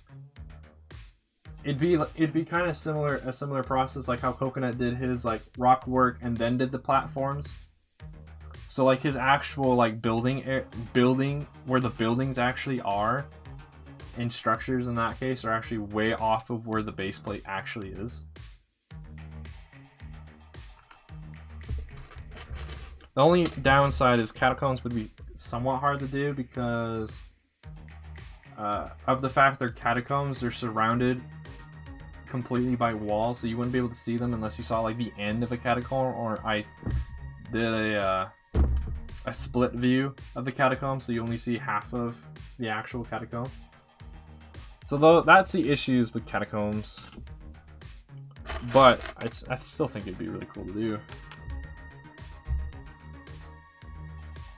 Are there a lot of people streaming today? The only other person I knew that was streaming today was Coconut.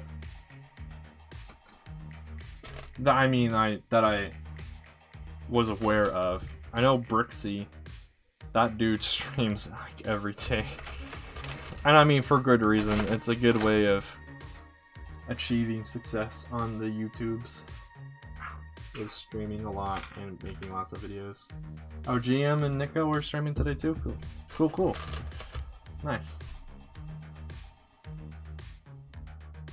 If I have time, I'll try to pop into those ones as well.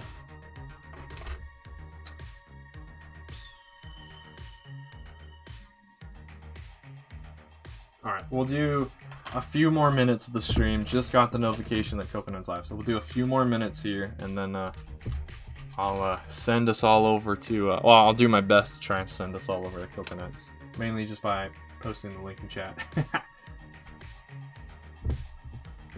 We did pretty well though. These containers are actually quite big. They probably look kind of small on stream, but they're actually relatively big volume wise. So the fact that we're like at the bare bottom of it now is really nice. Again, this container is like 3/4 full though. The other containers like this that I need to go through are completely full. So those will definitely take a lot longer to get through. My dude. You better. I need that commitment from you. Where did I put this? Okay, I put it there.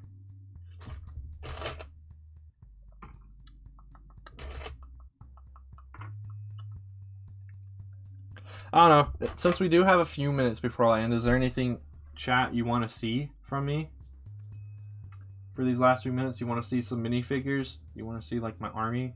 My minifigure collection? Do you want to see the Hellfire droid and the ATTE again? Is there anything like that?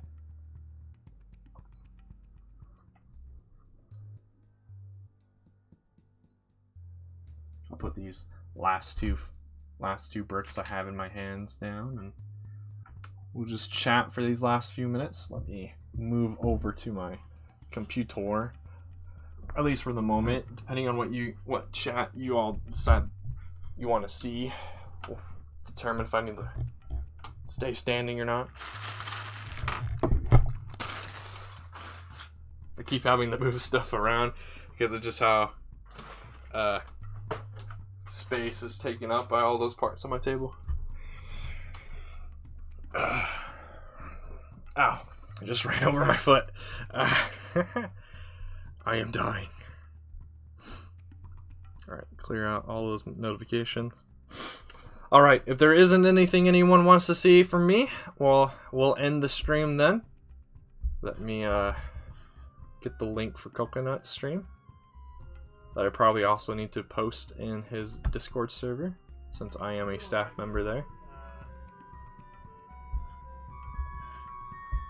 Alrighty, here is the link. I'm gonna go hang out there probably for the entire duration of his stream. Thanks for everyone for hanging out with me. My name has been ClonePlays as always. Remember, every clone has its roots in the original, and I will see you all later. Bye bye.